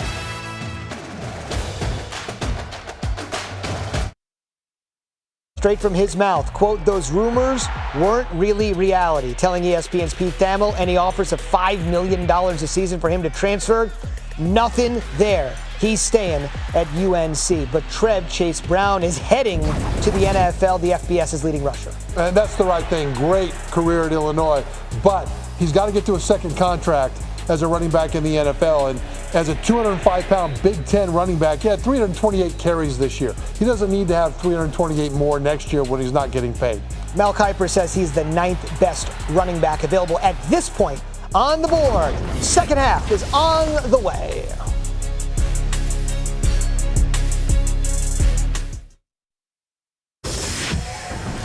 Welcome back to Capital One Bowl Mania. And we welcome you back to the Easy Post Hawaii Bowl as part of Capital One Bowl Mania. Not too far from Waikiki. Oh, the beach has been beautiful. We get ready for the second half. San Diego State up 1 on Middle Tennessee. Let's check out our first half stats brought to you by Dollar General. Negative 53 rushing yards for Middle Tennessee, the lowest in a first half in FBS since 8 years ago. Yeah, you know, Middle Tennessee doesn't want to run it an awful lot, but they want to be able to run it enough to help their air raid attack. But they've got nothing on the ground, and San Diego State has just been after them all game long. And it started right away. I mean, Tavai, right off the bat, was in the backfield. So far, 5 sacks, 7 tackles for losses. Banks gets into the backfield. The pressure created turnovers. There's a pick here that stopped the situation.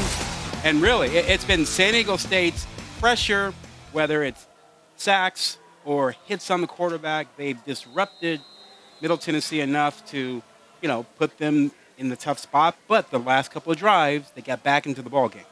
All those sacks in a wonky, as Quint called it, second quarter. It was choppy at times, but it was eventful. And a 1-point game as we start the third with the Aztecs on offense, and we do check in with Quint Kestner. 3 things for you to chew on. One of them is not Hawaiian rolls. For San Diego State, Brady Hoke said, this game is just being dominated by defensive line. What's the answer for them, the Aztecs? Well, said you're going to see more RPO on this drive. You'll also see more quarterback run. The third thing is my valet attendant today getting into my rental car switched my station to the best island reggae station I have ever listened to. And a pet peeve of mine is don't touch my radio station, parking attendant. This guy did. Thank you so much. What a great Christmas Eve gift that was. I couldn't believe how cool and calm Q was coming into the stadium. And he's like, you should have heard the radio station I was listening to. So that's one pet peeve we've learned. We did pass Festivus, but we got to get the full list from Quinn. I think it could be pretty spicy. And valet, too. That's big league. So more RPO, more quarterback run, and it is a handoff to Jordan Bird to start things out. Do you like that recipe for the Aztecs? Well, you know, RPO really isn't who they are. You know, I get why they want to do it. Quarterback run game makes a lot of sense to me. You know, I would lean on that to force Middle Tennessee, you know, to bring another guy into the box and see if that will give you a chance to get Matthews more single coverage and get him more open. We still have not seen DeCorian Patterson Very good cornerback for Middle Tennessee comeback. Deontay Stanley has been in. Maiden on a rollout, sails it toward the sideline and incomplete in the direction of Jesse Matthews. Jordan Ferguson brought the pressure. When they get the single coverage like they did that time, they don't have the time. You can't give the quarterback enough. This defense has done a really good job on Jalen Maiden after the first couple of series. I mean, his numbers passing have not been good since the second quarter or so. Early second quarter. They've done a really good job of jumping on the short routes. On 3rd down and 8, Maiden steps up. He rolls out. He directs. He pumps. Gets hit by the sideline by Jalen Ram, who runs him out of bounds after a gain of 5. Very close to the sticks. I don't think he got there. No. So 4th down and short. Good pursuit by Jalen Ram on Jalen Maiden. And San Diego State will punt. You know, one thing that is cool about what's changed in college football is that it used to be whenever there was a 4th down almost anywhere in the field, the punt team came on. Now you never know. There's a little bit of uncertainty almost every single time. Remember they had a fake punt. Yes. Early on. With Garrett Fountain, one of the upbacks for San Diego State. Jack Browning, though, gets this one away, and it's a good one. Sends Jalen Lane backpedaling toward his 10. Very shifty. Lane to the sideline, and he tiptoes out of bounds just shy of the 25. Let's take a look at tonight's clutch delivery, brought to you by Chipotle. Well, how about your star defensive end making a touchdown catch, running a great route? Who knew he had hands like that? You talk about a clutch catch. That catch got Middle Tennessee right back in the ball game. I am mad at you for spiking it. I would have spiked it too. Have your fun, Jordan Ferguson. Couple of tight ends into the game here for Middle Tennessee ahead of 1st down from the 24. Cunningham throws up the sideline to Isaiah Gathings. And Gathings pushes across the 45, and that's a good way to start. 22 yards for the Blue Raiders. You don't really have an air raid offense when you have 2 tight ends in the game, but it's modified, and they sneak out Gathings for a big catch. We talked about him, 6'4", 222, good-looking athlete. He needs more touches. Frank Peason out, so Darius Bracey comes in. 2 tight end look is a change. They flip it to Jalen Lane. Try to get his speed on the edge, and Jalen Lane run out by Devon Celestine, and that is a change. Those couple of tight ends for Middle Tennessee. They were struggling so much up front. It makes sense, to bring the 2 tight ends in, give them a little help, and try to find a way to run the football bit because they have not had any success, and the inability to run made it difficult to get the ball out there on the perimeter to their star receivers. Again, they're without top offensive lineman Jacque Graham, not with the team here in Hawaii. Quick throw, Yusuf Ali with a stiff arm and a 1st down for Middle Tennessee. Pushed out of bounds after 13 yards. Right now, E.J. England Chisholm is an afterthought in this offense because they haven't been able to get him single coverage. And he's the guy that destroyed Miami with that upset win early in the season. You want to see a guy with speed. Get him out there on single coverage and just let him fly. There he is, top of your screen, as Yusuf Ali hobbles. Cunningham threw it at the feet, incomplete, of Elijah Metcalf.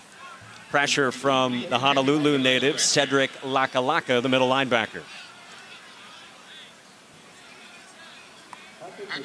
A couple of injury things to monitor with Yusuf Ali, with Frank Peason going out earlier on this drive, and Quint told us earlier about the ankle injury to the corner, Corey Patterson. On 2nd down, Cunningham over the middle for Gathings. He gets quickly wrapped up, shy of the 30 by Devon Celestine after 5 yards, and now another late flag comes in ahead of what would have been 3rd down and manageable. After the play, unsportsmanlike conduct. Number 54, defense. 15-yard penalty, automatic, first down. So Jordan Byrd had a really costly penalty right before halftime, and now the Sam linebacker, Caden McDonald, a veteran, a sixth-year senior. Moves the ball into the red zone. I mean, you talk about costly penalties. That's a guy making his 44th straight start, 24-year-old, but costly indeed. And now in the red zone, it's Metcalf across the middle. He gets wrapped up by Cedric Lakalaka again after 4 yards. Changing things up with an empty formation. Trying to give your quarterback a chance to see it a little bit better. There's decent. He had that shoulder injury. Coaching staff said to us that he's got the range of motion back and all his strength, too. Second down to the outside for Lane. And he gets dragged down quickly by Dallas Branch. Not a lot of room. These corners are playing pretty tight. Making the tackle. I do like the matchup inside. Gathings against the linebacker, against the safety. When they've had him in that slot position, he's been winning that matchup. And that could be a place to go down here. 2 and white, bottom of your screen on 3rd down and 1.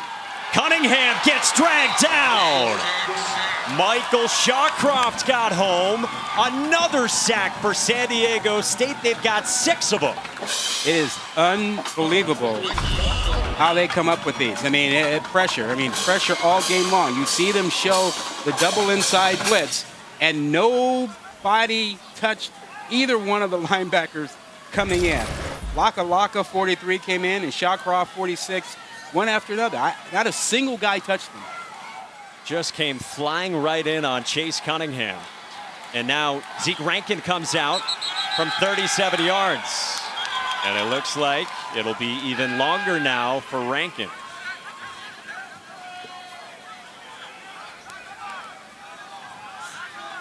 Rick Stockstill was hot, you saw, on that Middle Tennessee sideline. False start, number 77, offense. 5-yard penalty, 4th down. Upset. Even when you are running a screen pass, you want to slow them up a little bit. You know, you just don't get out of the way. You disrupt the timing. So it's almost like you got to chip the guy before you get out in the screen. Well, now it's 42 yards for Rankin, who hit from 44 and 49 in the first half. And Rankin misfires, slices it right, and San Diego State stays in front by 1. Rick Stockstill is hot here in Hawaii. Well, we want to send our best to the family and loved ones of Ronnie Hillman, who passed away Thursday after a bout with cancer at the age of 31, diagnosed with a rare form of kidney cancer. So many productive games in his couple of seasons, just monster performances with the Aztecs of San Diego State before his NFL career. You know, cancer is just awful. We can wipe out cancer. We will. We can do that. Keep the effort. I mean, he passed far too soon. Far too soon. We just came out of V-Week here at ESPN, which, boy, I think about it every year. Yeah. There is not a better week that this company puts on that makes you proud to be a part of it. Maiden throws across the middle. That's incomplete. Bounced in the direction of Jacoby Thomas, and Ronnie Hillman, one of many great running backs in Aztec history. Yeah, he was not just a guy. I mean, he was a tremendous running back here. You look at that list of their all-time leading rushers. I mean, you always start with Marshall Faulk. You see Ronnie Hillman, his numbers up there. Now Pumphrey's on this staff at San Diego State. But they've had some great ones. Ronnie Hillman, one of them. Second down for Maiden, and he throws a pick right to Teldrick Ross. It is another San Diego State turnover. Middle Tennessee with a short field again after turnover number 3. Oh, at the beginning of the show, we talked about these two guys being really good corners and that they would need to play well today. They have done their job. Now, this is just a misread by the quarterback. Now, watch. He's expecting his guy inside. He gets it over his head and a little bit out of range of Shavers, who's 6'6". So he's thrown to a spot, and there's no way for Shavers to get there. But the presence and reaction by Ross, just fantastic.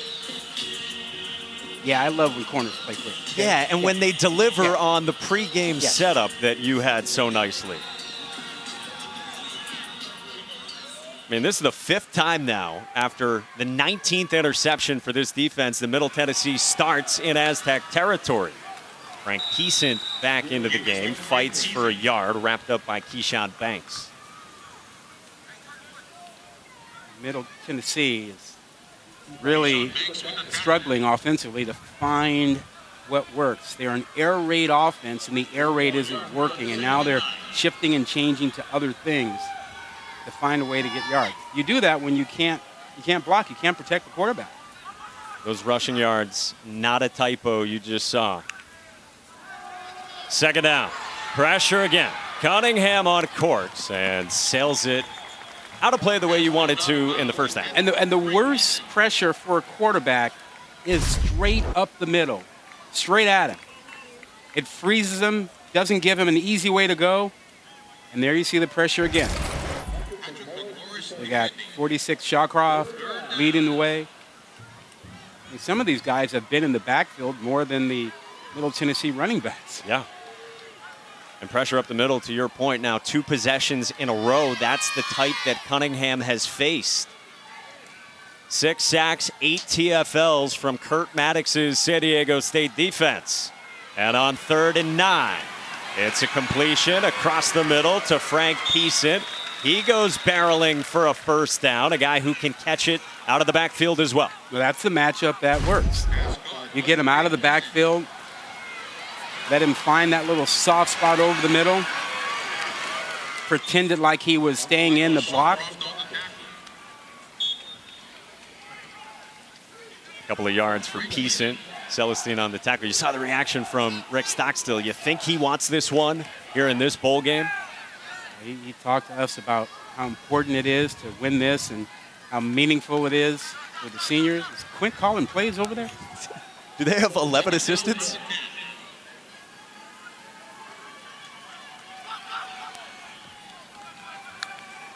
Laying in motion. Yes. Cunningham goes down. MTSU. Here he is. I'll just walk him right here. He's gonna eye this up. See, he's on the crew here. He's on the remote. He doesn't have a cord. He can go where he wants. That's his second version, Rod. He dusted, obliterated the first headset. So they had to get a replacement? On the last drive. That's going to be on the expense report when he gets home to his AD. Oh, that's great. 3rd down, it's Darius Bracey on the ground. He takes it inside the 10. So on 3rd down and long, they run the ball with Bracey. Well, wouldn't you if you've been down here a few times and what happens is you get pushed back out of field goal range, you get sacked. That kind of makes you a little bit nervous about dropping back one more time. Sacks and an interception when they got down there. And you're looking at it going, you know what, let's take the field goal and get ahead in this game. From 26 for Zeke Rankin. He's been busy. And Rankin gives Middle Tennessee its first lead here of the Easy Post Hawaii Bowl. Midway through the 3rd, Quint is a shadow of Rick Stockstill.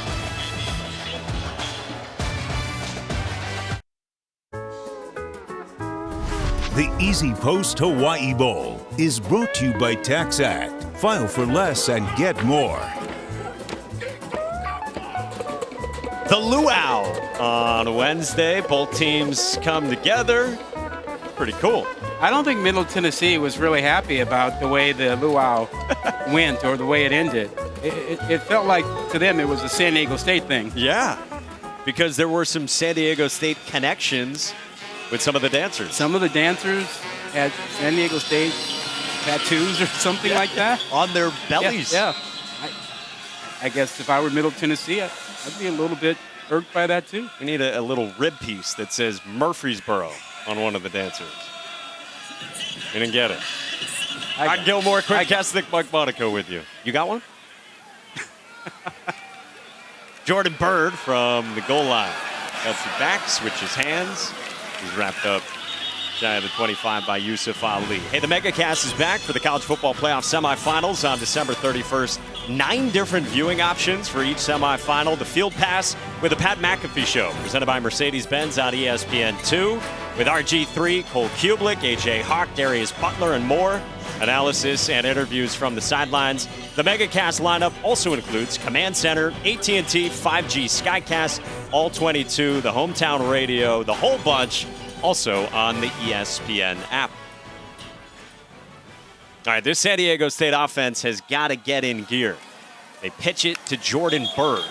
Good gain on first down before he's leveled out of bounds. No points since the 4-minute or so mark in the first quarter. Well, it starts with Moose. They've got to get him comfortable, get him back squared away. That's Jalen Maiden. That's his nickname, Moose.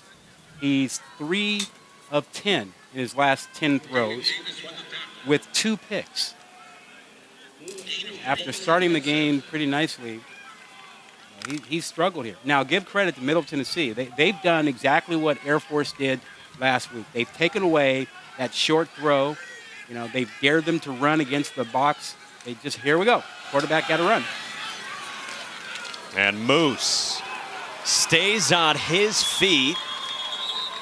And Jalen Maiden carries it all the way to the 35. This guy is big-bodied and then some.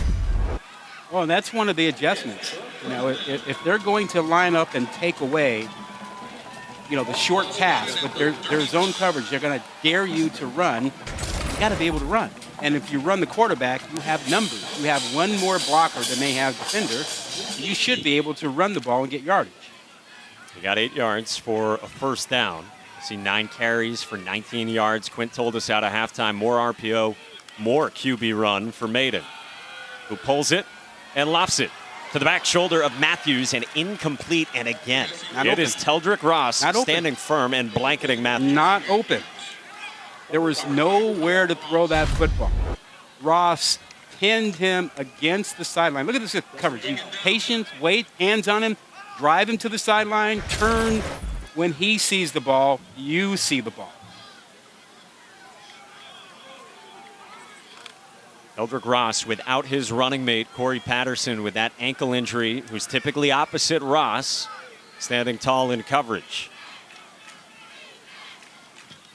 2nd down and 10. Maiden tries the sideline again, and Ross, this time against Tyrell Shavers, denies him, and it's 3rd down. I have a question for you. Please. Why are you going back at Ross? Wouldn't you try the guy who is coming off the bench? Patterson's out of the game. Why not go to the other side? Just a question. Possible he's more comfortable throwing in this direction? That's a better matchup out there. Okay. I hear what you're saying, but you know, you got the backup in over there. Stay away from the guy who's first team all conference and go to the other side. Maiden hasn't done that yet here on this drive. Now he looks that way, and look at how that works, Rod Gilmore. There's Jesse Matthews with some space. They moved him to the other side and put him up against Stanley. And again, Patterson's out. His replacement is in. You go work on that side. They did. Nice throw and catch. It's like you've done this before. Is it that hard? Apparently not. 14 yards and a first down for Matthews. I love it. I love it. What a career But Jesse listen, Matthews has had. part of that is getting Maiden settled down, because remember, he leads this team. He is the guy. He's under center. The fullback Blake with him as well. It's a handoff to Jordan Bird, who gets hogtied by Quindarius Dunnigan for no gain. Did you see Fluellen 17 up there? He's in the middle of all that. He's the safety. And he climbed all the way into the box and at the line of scrimmage involved with that. That is a sign that you need to be able to take advantage of the safety being in the box and throw behind them. Well, now one of the running mates for Fluellen in the secondary, Teldrick Ross, he has gone off injured for Middle Tennessee and replaced James Shellman the fourth. Seldom used corner has come off the bench. Maiden under pressure. Got it free for a completion to Jesse Matthews. Matthews with something to say at the end of the run on a big pickup, working on the newcomer Shellman for 17 yards. How about the patience for Maiden? Did you see how long he held on to that football? He waited and waited, and as the rush got closer, he still waited, and he waited until the last possible second and got it out and gave Matthews enough time to clear out to that side. He made that play. Brady Hoke told us that's what Maiden does so well, and that he's so calm in the pocket. Brady Hoke is not. He's nervous with how calm Jalen Maiden is. Get the ball out. Get rid of the ball. It's a flip on a first down to Josh Nicholson. One of the backup wide receivers gets 3 yards before he's tackled by Drew Francis. And you see the momentum starting to shift. You feel it. The momentum is nothing more than the collective confidence of everybody. There's Ross, who's not confident he'll be back in anytime soon. So if you're Middle Tennessee, right now you're without your top two corners, and as you said, momentum building for the Aztec offense for the first time in a while. Chance Bell's the running back on the hip of Maiden.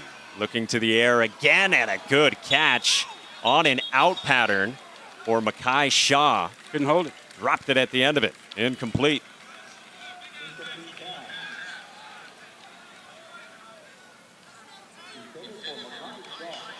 Mekhi Shaw's been a real pleasant surprise for San Diego State. Walk-on player. Was awarded a scholarship in November after having had a big game. Nice to see that. Love those scenarios. Now he's getting some attention on the San Diego State sideline. Meanwhile, Teldrick Ross back into the game, a welcome sight for Blue Raiders fans. On third down, Maiden spins away. He fires, and it's incomplete in the direction of Jesse Matthews, who lost his footing. Now there is a flag back at the 40-yard line. Personal foul, roughing the passer, number 97. Defense, 15-yard penalty, automatic, first down. On Quindarius Dunnigan, the defensive lineman. Yeah, 97 Dunnigan. Again, we've had a number of these penalties after the fact. That's kept the drive going. He would say he couldn't held up. You know, he had 2 steps. 2 steps, you can avoid that hit. A dozen combined penalties. It feels like they've all been pretty costly as well on both sides. The timing has been terrible for those flags, for those teams moving. So San Diego State now inside the red zone after the penalty. And a 3 tight end set.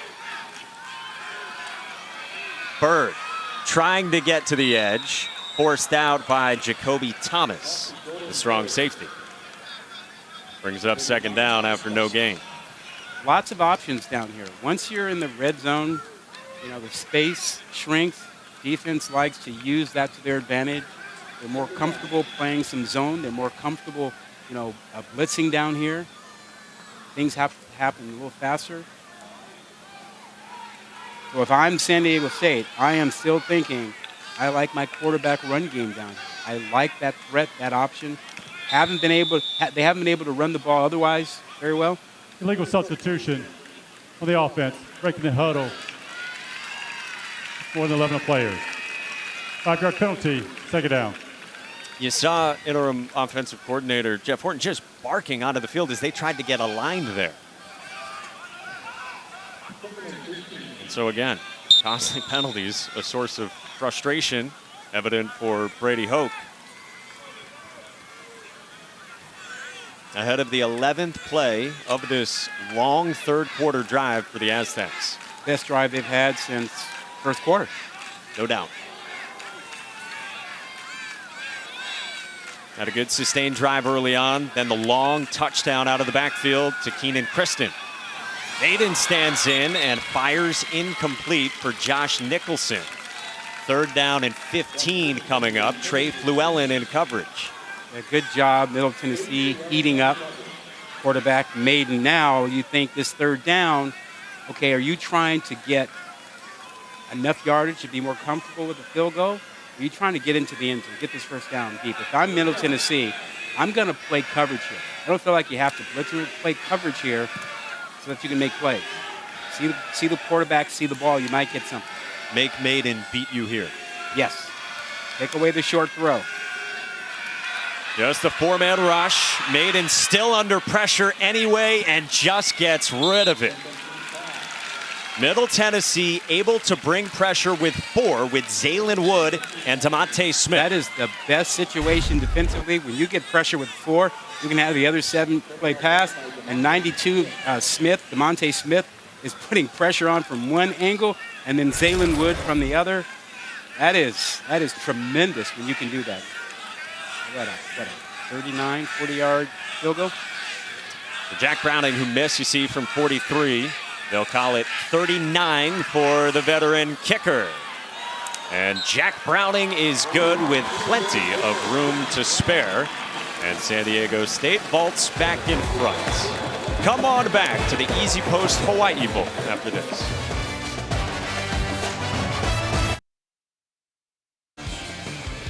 We welcome you back to Honolulu. A Santa Sandcastle. Yeah. How good has this been, by the way? I mean, we had some fun hanging out at Duke's last night. A classic down here. Somehow we got a reservation. The great Steve Turnberger provided us with not 1, not 2, but 3 reservation options. He's the man. Kickoff sales for a touchback. Hey, Week 16 Monday Night Football matchup. Justin Herbert and the Chargers. They take on Jeff Saturday's Colts at Lucas Oil. 8 Eastern, 5 Pacific on ESPN, ESPN Deportes, and the app. Our coverage begins with Monday Night Countdown at 6. You know, at the start of the game, we had a lot of concern about the heat and the impact on the players. We're late in the 3rd quarter, 4th quarter coming up. Curious to whether we'll see that take a toll on players. Quint may be seeing some of that now. 2 tight end set for Middle Tennessee. Frank Peason rumbles for 3 yards. Justice Tavai on the tackle down to Quinn. It has taken a toll on me, Rod, but between Gatorade and water and a couple Diet Cokes, plus 2 bananas, I'm going to make it through this game. Thanks for your thoughts. The sunscreen was very much needed. I mean, I got cooked. I'm going to look like a lobster at the post-game party. But as the sun goes down now, guys, honestly, the temperature has dropped a good 10 degrees, and not having the direct sunlight will really help these athletes finish this one off.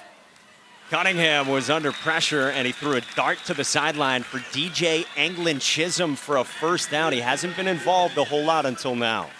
Well, he's the guy. I mean, he is the guy with track speed or close to track speed. You want to be able to get him free, get him loose. They go quickly from the 35. Peason shed a couple of tacklers in the backfield. Penetration came from Keyshawn Banks, a couple of yards for Peason. Quinn think I was talking about him? I think Quint has a little bit of Tom Cruise in Top Gun when he has the aviators on in the green when he's shadowing Rick Stockstill. No, don't do that. No? It's bad enough already. You don't see it? Don't give him any more. We need the tank top, folks.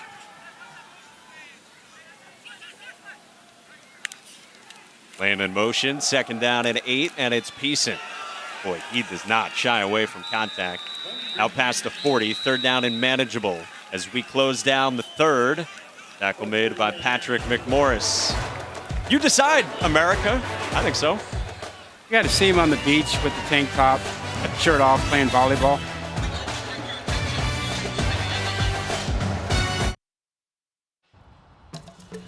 We welcome you back to the Easy Post Hawaii Bowl. Part of Capital One Bowl Mania, that is the prize here in Honolulu. We go to the 4th quarter. It's been a good one. San Diego State, a 1-point margin on Middle Tennessee here at Clarence T.C. Ching Athletics Complex on the campus of the University of Hawaii. Big third down for Middle Tennessee. And Chase Cunningham is swarmed. Jonah Tavai with another Aztec sack, and it brings up 4th down. As good as advertised. We talked about him, his quickness, his leverage, his balance. He comes off the edge or he comes from inside. He's, just a weeble. He will wobble, but he won't fall down. Comes off that edge and knocks the guy just out of there. He is a terrific player. 7th sack by San Diego State. He's got to find a place and a position to play on Sundays. I think Quinn has a place for him. Yeah. Quinn, with his Baltimore roots, has been scouting a comp. Ulbrich sends a spinning punt, backpedaling for Jordan Bird. He dances out of bounds just shy of the 20. Hey, Bowl Mania rolls out Monday afternoon. The Quick Lane Bowl, New Mexico State. Bowling Green, who's in its first bowl game since 2015. Coverage starts 2:30 Eastern, 11:30 a.m. Pacific from Ford Field in the Motor City. We're talking about Jonah Tavai. He's listed at 6 feet, 290 pounds. Probably not that tall. And when he was heavier, he got himself down to 290. But he's a tremendous athlete. He was a rugby player, and Quinn, he might be able to play other positions if he gets a shot at it in the NFL.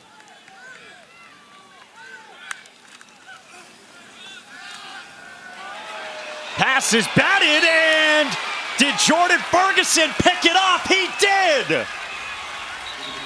Batted by Parker Hughes, and Jordan Ferguson with the INT, the 4th takeaway by the Middle Tennessee defense. 1st and 10. Have a day for yourself, young man.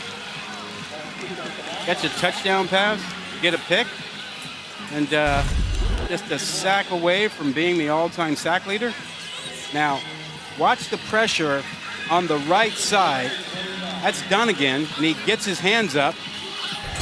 And I think did he hang on to that? He rolled over. I couldn't see the ball. Could you see the ball? I couldn't see the ball. He engulfed it.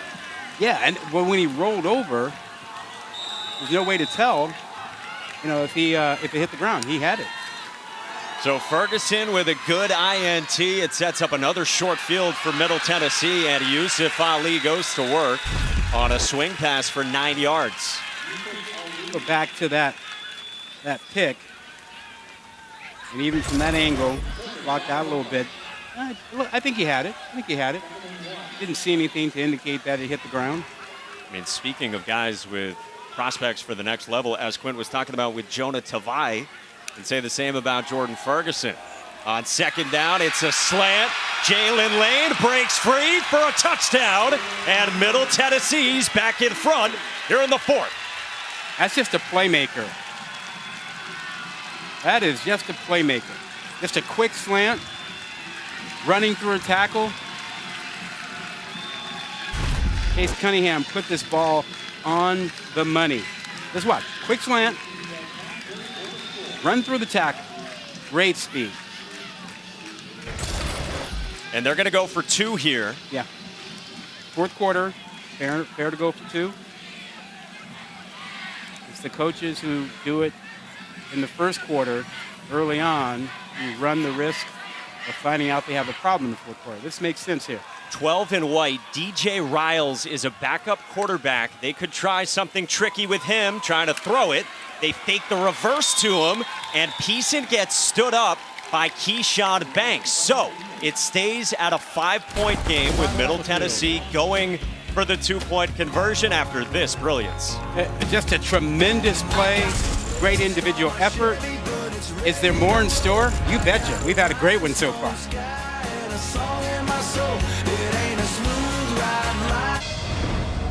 The College Football Playoff Semifinals, Saturday, December 31st on ESPN.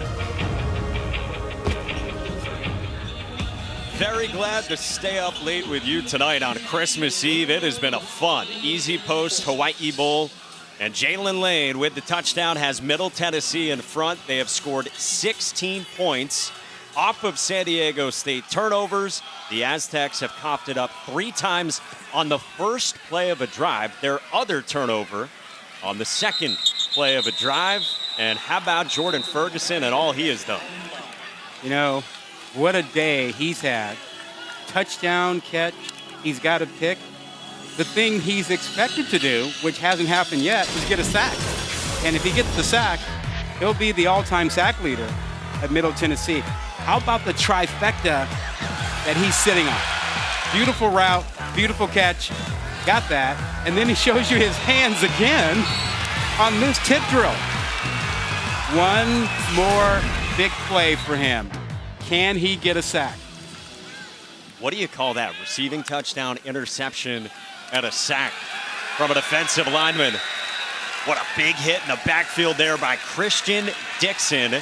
Seeking the football, it's a loss of 3. Tell you, this aggressive defense, Dixon coming inside, you see him flowing right behind where the the lineman was supposed to see him. He just shot right through that gap. This defense has really, really come alive. And that man, Ferguson, has done everything today. Everything. Except get a sack. Scott Schaefer is going to miss him. Defensive coordinator for this Middle Tennessee squad. Maiden under pressure. Maiden escapes and sprints to the edge.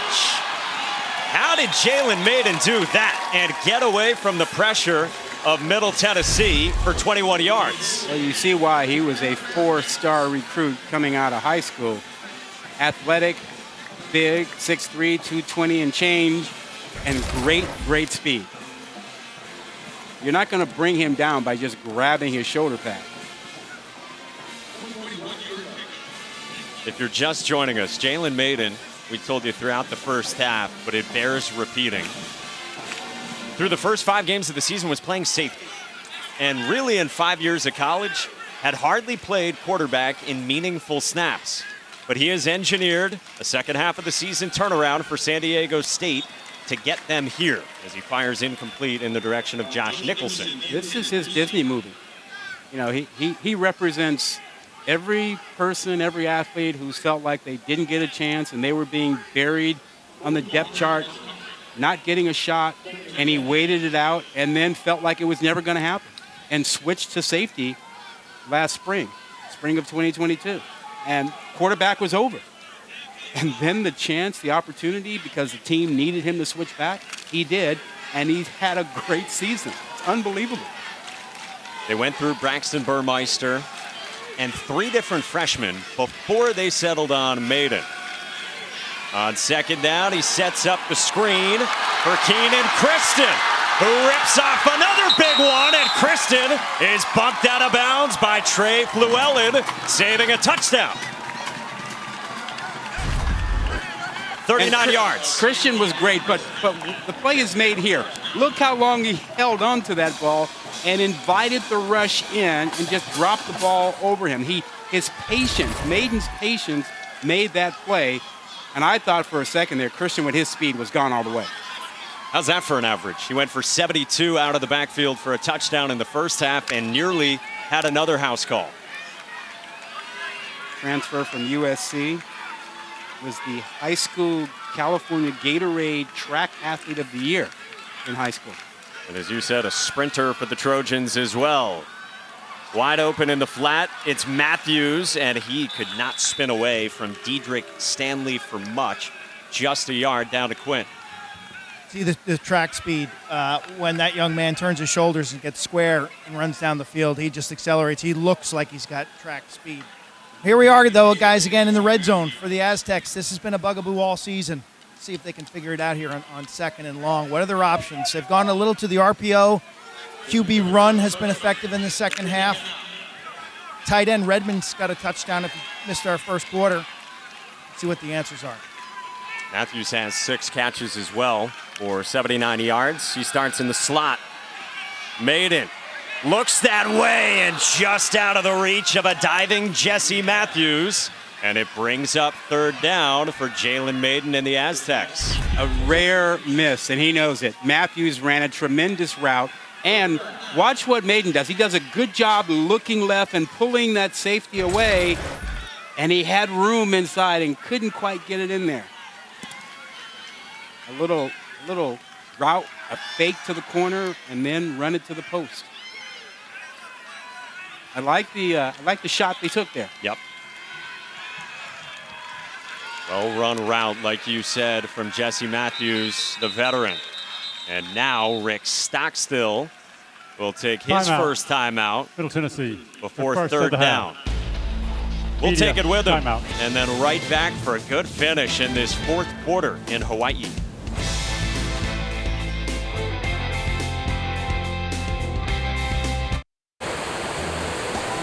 The Easy Post Hawaii Bowl is brought to you by Easy Post, the simple shipping solution. Water park fun throughout the week for these teams, part of a great week of activities. Hats off to the Easy Post Hawaii Bowl. Awesome hosts and a good game that has lived up to it as well. Fourth quarter in Honolulu and a big third down coming up. Rick Stockstill, Rod, took that timeout. Yeah, I got to believe that he was thinking about making sure they had the right package and the right players on the field to give these guys a chance to catch their breath. This is a pretty big third down here. Making sure that the stud defensive end, Jordan Ferguson, is on the field before third down and 10 from the 19. You see him spotlight. Yep, can he get a single matchup? Off the edge of Mayden, who had time, and he lasers one incomplete to the end zone. Tyrell Shavers was covered by Teldrick Ross, perhaps fighting through cramps here in the second half. There was a momentary pause on the San Diego State sideline where it looked like they considered going for it. And then reason prevailed. You're down 5, a field goal brings you within 2 if you make it. And you got a guy who's a really good kicker. Mountain West Special Teams Player of the Year, Jack Browning from 36 yards. And good. So it trims it from a 5-point cushion for Middle Tennessee down to 2 with 10 to go in the fourth quarter.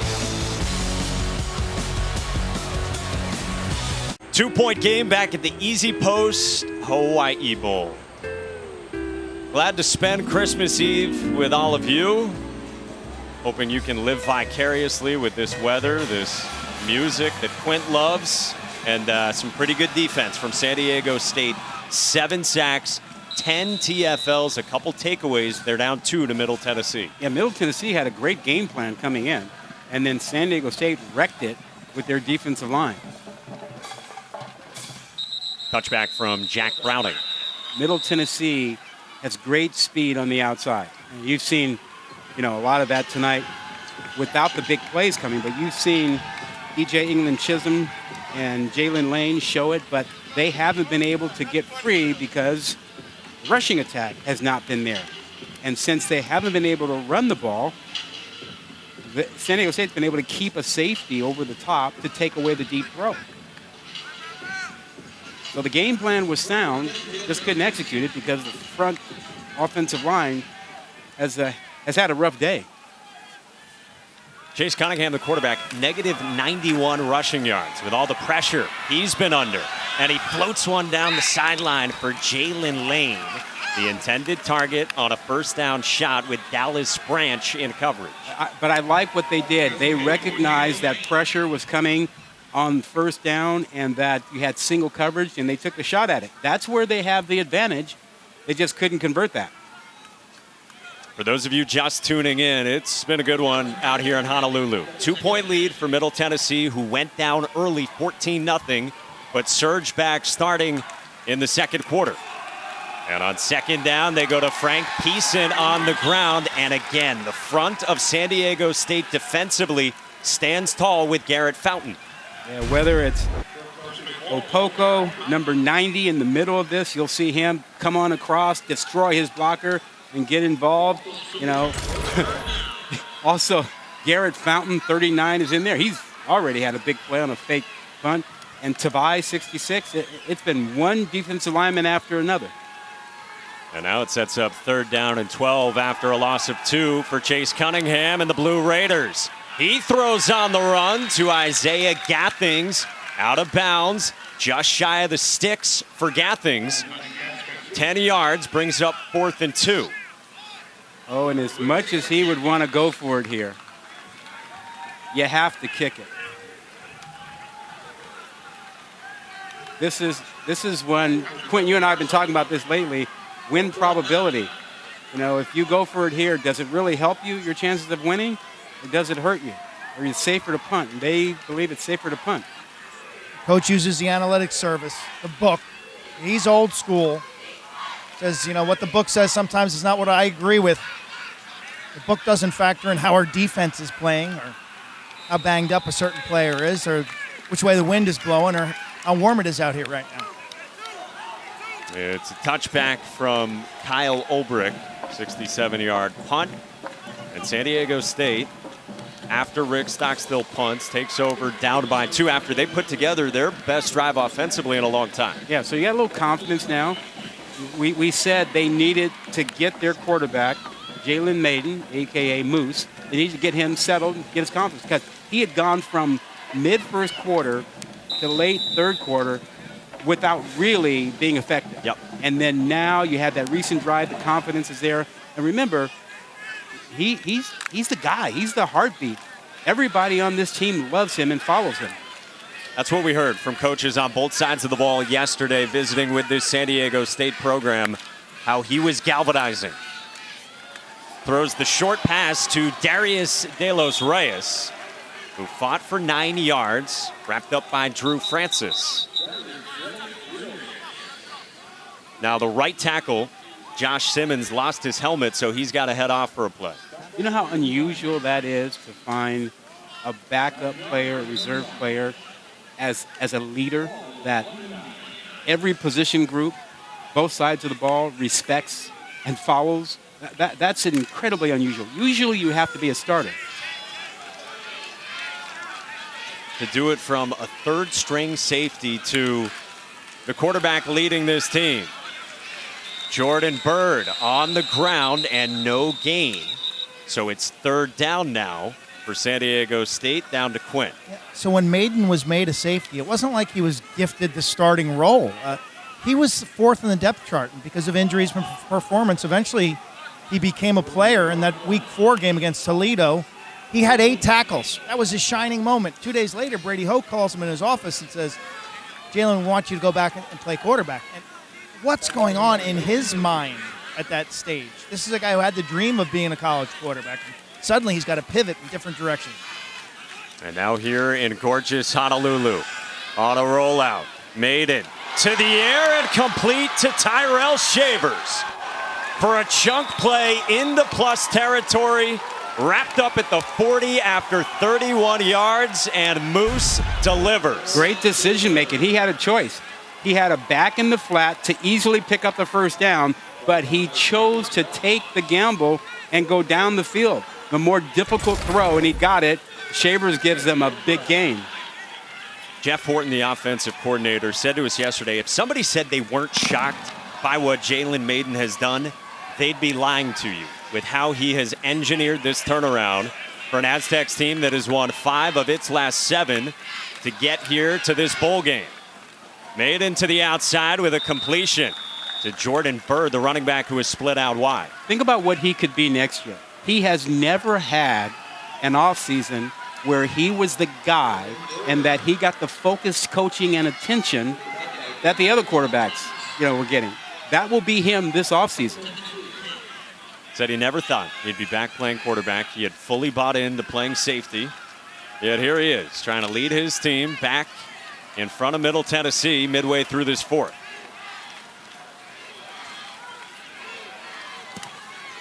After 7 yards to Jordan Byrd. On 2nd down, Byrd, the speedster to the edge, well defended. Trey Fluellen, the great free safety, strung it out for a loss of 2, and now it's 3rd down.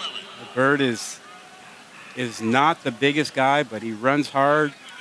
runs and represents New Mexico, as he said. Not many players get recruited out of New Mexico. He said he represents the 505. Trying to leave a legacy, he says, at his size of being productive, but Middle Tennessee's been stout against him. Bird with 11 carries for just a yard with this gorgeous backdrop.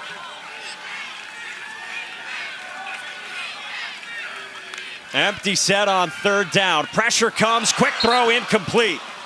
Intended for Delos Reyes. Diedrich Stanley wishes he had an interception, and it's fourth down from the 35-yard line. Decision making. You've got an excellent kicker. Timeout for an injury to a defensive player.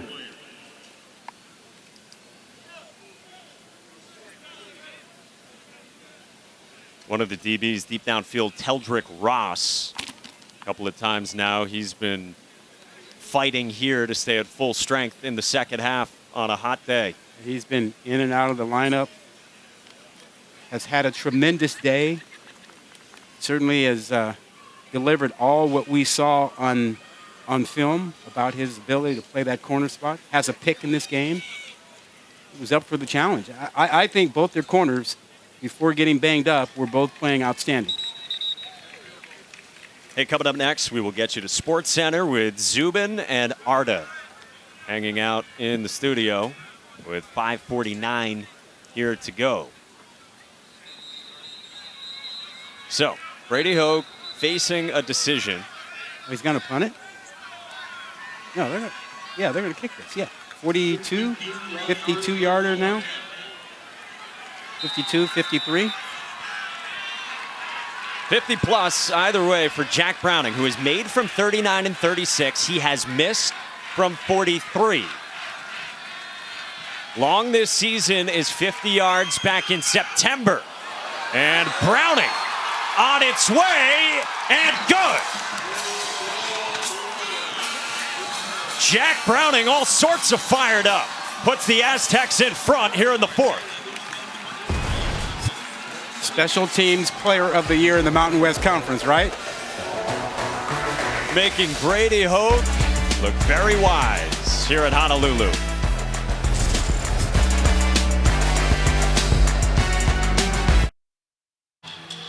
Jack Browning just drilled one from 52 yards, a Hawaii Bowl record for field goal length, and it put San Diego State in front 23-22 on Middle Tennessee with less than 6 to go here in the fourth quarter. Browning does everything, and his kickoff sails for a touchback. So if you're Middle Tennessee, you might have 2 possessions left in this game, but you can't count on getting that second possession. So this drive could be everything. And it's imperative that Chase Cunningham has a wee bit more time, or they go back to what they did a couple times in the first quarter and move the pocket, get him out so he can, have a chance and throw. Because this defensive line has just made mincemeat of their offensive line. If you're just joining us, that's the story when Middle Tennessee has the ball. Chase Cunningham, the 6th-year senior, in his last collegiate game has been under pressure all day. They keep it on the ground with Frank Peason. Couple of yards, Keyshawn Banks the tackle. This is also a really, really good tackling defense, San Diego State. You don't see a lot of missed tackles. You don't see a lot of arm reaching, body up. Good tacklers. Cunningham swings it out to Peason. Out of the backfield, and he gets ushered out by Michael Shawcroft. No gain, and it brings up third down for Middle Tennessee. Oh, quickly, they should check and see what's the coverage on the back end. DJ England Chisholm, is he getting single coverage or is a safety playing over the top? If one is not playing over the top, you take the chance. They look like they're playing a single high. Against 3 and white, bottom of your screen. Instead, over the middle, it's Isaiah Gathings on a dart from Chase Cunningham for a first down. He's been winning that matchup all day. In that slot position, matched up against a safety. You see his big body. It doesn't matter that the coverage is good. He sort of blocked him off as if you would box out for a rebound. 6'4" wide receiver who operates out of the slot. Cunningham wants a shot for Gathings down the sideline, and he draws a flag. Devon Celestine was in coverage, matched up with Gathings. Yeah, and that is good play calling. That is a smart decision. We've talked about the advantage there is on the outside. And when you get the chance to get the single coverage, you've got to attack Pass it. interference, number 31, defense. 15-yard penalty, automatic, first down. And if you're Celestine, number 31, this is actually a smart play. Take the penalty. Don't give up the big catch. Takes his medicine, the 15 yards. Yeah, take the 15, but don't give up the big play. Gathings to the sideline for now, getting a breather. Now the coaching point is don't get beat. No. Yeah. Easier said than done. Yeah. Into plus territory from the 46. And it's Peason playing through a shoulder injury. Just a yard for Frank Peason. Hey, fans, tune into the ESPN app for the Capital One postgame immediately following this game. They're moving that defensive line on first down. A slant here, bringing the linebackers in close. They're making it really, really hard to run the football. Look at that. Now they're showing pressure. Do they stay in it? They bring 4. Quick pass complete over the middle to Jalen Lane on another slant. Another Middle Tennessee first down. Again, when you get the pressure and you get the single coverage, take advantage of it. Well, look at the route. Way off. That's a clear path to make that throw. Jalen Lane, a guy you love. He's got 9 catches. He's special. For 100 yards. 5'8" and special. Darius Bracey, the running back, these last 2 snaps. Cunningham his way up the sideline and incomplete. Well defended by Celestine this time. Plenty of time. Sometimes when you go up-tempo in these critical situations, you get ahead of yourself.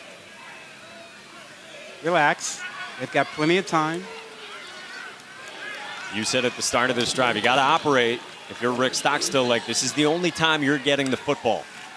Down the stretch. Off a play fake to the outside for Lane again, his 10th catch.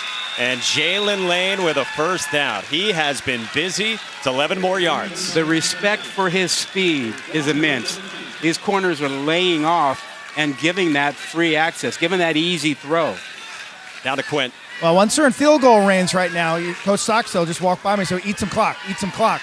Okay, so theoretically you've secured the field goal at this stage without any negative plays or penalties, and so now they're going to be a little slower to operate. It's an air raid team. They typically go fast.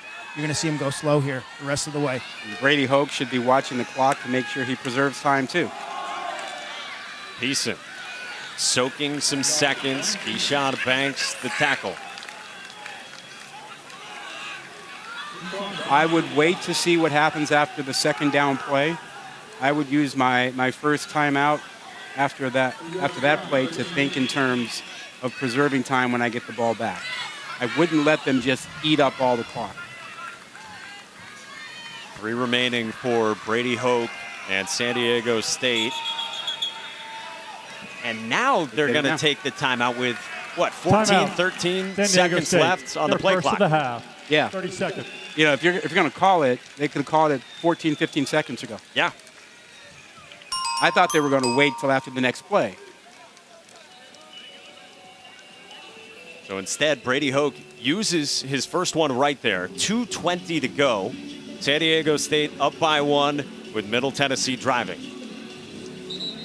Game management. This is where the coaches really earn their paychecks. How do you play it down to the wire?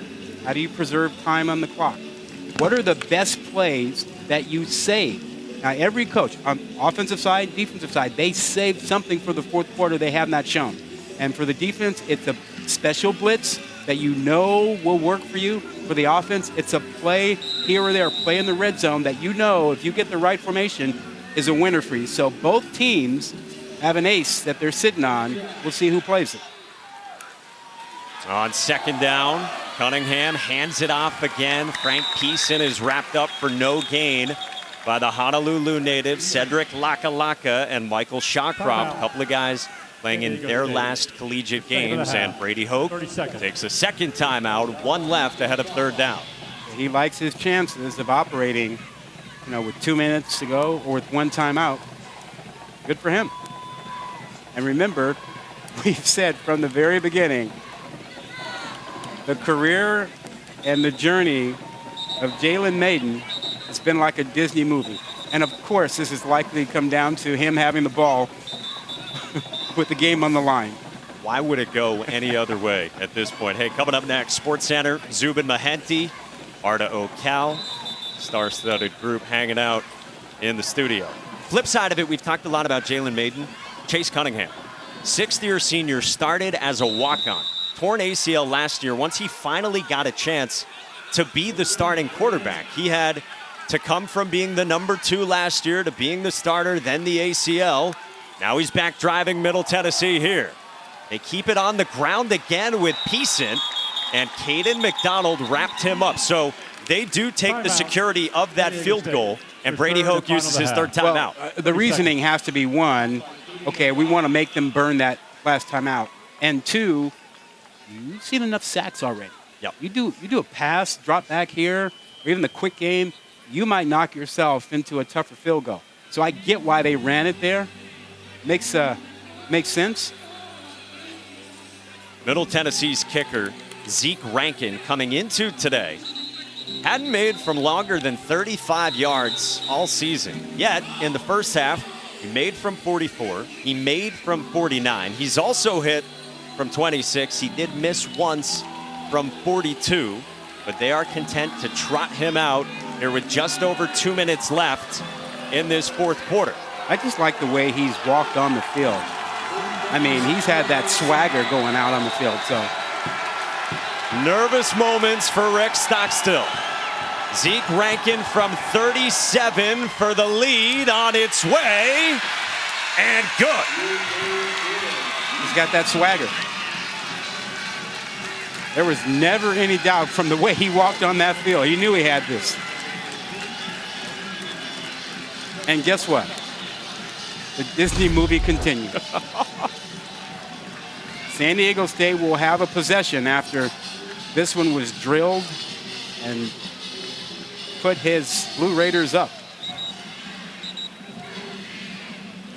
I mean, he can barely watch right now on that sideline. A guy in Rick Stockstill who, for his part, has had some viral moments this year. Remember, we started the broadcast with Middle Tennessee talking about their win over a top 25 team in Miami. And Rick Stockstill drew headlines post-game for saying, yeah, we kicked their tail. He reiterated with us yesterday, we didn't just throw in a half-court shot. That's right. And then he had the famous comment, which he told us yesterday, he probably went a little too far and regretted. He said they paid us $1.5 million, but they only averaged 1.6 yards per carry. And now he's gritting his teeth here in Honolulu. A little shade, but when you knock off the U, you can have a little shade, right? You can throw a little bit of that. 2 minutes to go. 2-point game. Jordan Byrd back deep, 4 return touchdowns in his career. He will take it from the 1. He is shifty. He's got speed, but he is wrapped up shy of the 25-yard line by Devin Curtis, one of the starting linebackers for the Blue Raiders. And now the script continues for Jalen Mayden. Remember, 5 games into this season, he was playing safety. His quarterback's coach now was coaching defense as an analyst at Mississippi State, yet the stage is set for Jalen Mayden here. His patience will be critical here. Can't take sacks. No need to force the ball on first or second down. Jordan Ferguson has had a monster day. An interception, a breakup, and a receiving touchdown. As Mayden goes to the air for a completion to Jesse Matthews. Shoved out of bounds at the 45 after 20 yards. Remember, we talked about this makeshift offensive line San Diego State had. They had to move some people around. Look at the job that they do on keeping Ferguson out and creating a pocket. Teldrick Ross is in the game, one in white, the great corner who has been battling through some hiccups here health-wise in the second half. Maiden on the ground, nothing doing. It's Jordan Ferguson making the stop, second down. Finding a way to impact the game. San Diego State without timeouts. On second down and 12. Maiden under pressure. Maiden is dragged down by Zaylen Wood. Clock rolls, no timeouts. Third down coming up for the Aztecs. That's holding the ball too long. We talked about the patience, but you could not afford a sack. On a money down, 3rd and 24. Maiden up the sideline, and it's broken up by Teldrick Ross. Intended for the 6'6" Tyrell Shavers, and now it's 4th down. And Ross has been fighting cramps most of the day and almost looked like he wasn't going to be able to run. But when you have a taller receiver on you, you have to beat him to the ball. And you saw that Ross got up front, got up there first. Rick Stockstill will take a timeout. Timeout. Had 2 Middle left. Tennessee. He'll use First one second of the here half. before 30 4th down seconds. and 24. Yeah, a big play. He's getting the sack. Zaylen Wood, little help from Ferguson with the pressure. It was the one thing we talked about that San Diego State and Jalen Maiden in particular could not allow to happen, could not take a sack. And that sack really took them out of everything. It was one of the times when his patience and holding the ball that long was holding it a bit too long. You gotta get rid of it and come back and play the next play. So much experience on the Middle Tennessee defensive line. Scott Shaper said as much as he's had in that room, and they brought the heat. Yeah, 2nd and 12, trying to make something happen. As you mentioned, the pressure. Zaylen Wood gets freed up, and that ball is not out of there. And that's a huge sack. That might be the defensive play of the game. Down to Quinn. He's back on the field now, and he'll take his spot on the far side. 14 in the black uniform. I point him out because he's 6'6". Okay, he's got a height advantage. The corner play for Middle Tennessee has been outstanding, but let's see if they give him a high one.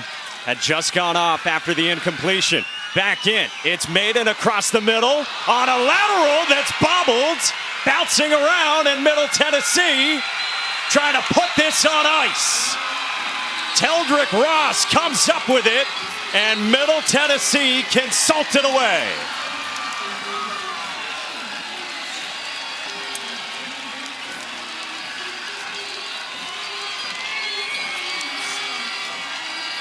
They went to Shavers across the middle. He flipped. Middle Tennessee pounces on it, and they can walk out of here victorious. How about that? San Diego State tried to go with the hook and lateral to try to create an opportunity to keep the play alive. But Middle Tennessee was up for it.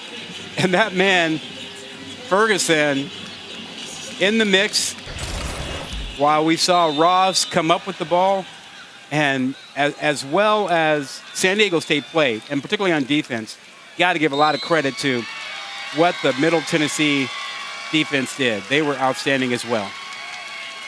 They forced 5 turnovers. Jordan Ferguson at the forefront. Tonight's Capital One Player of the Game. This guy is special. Came in the diesel package for a thick 6. If you weren't with us earlier, they lined him up as a tight end. He scored it. What else would you want? He got a touchdown and a pick. That's what you get in the Easy Post Hawaii Bowl. A bath for Rick Stockstill and a bowl win and an 8-win season for Middle Tennessee.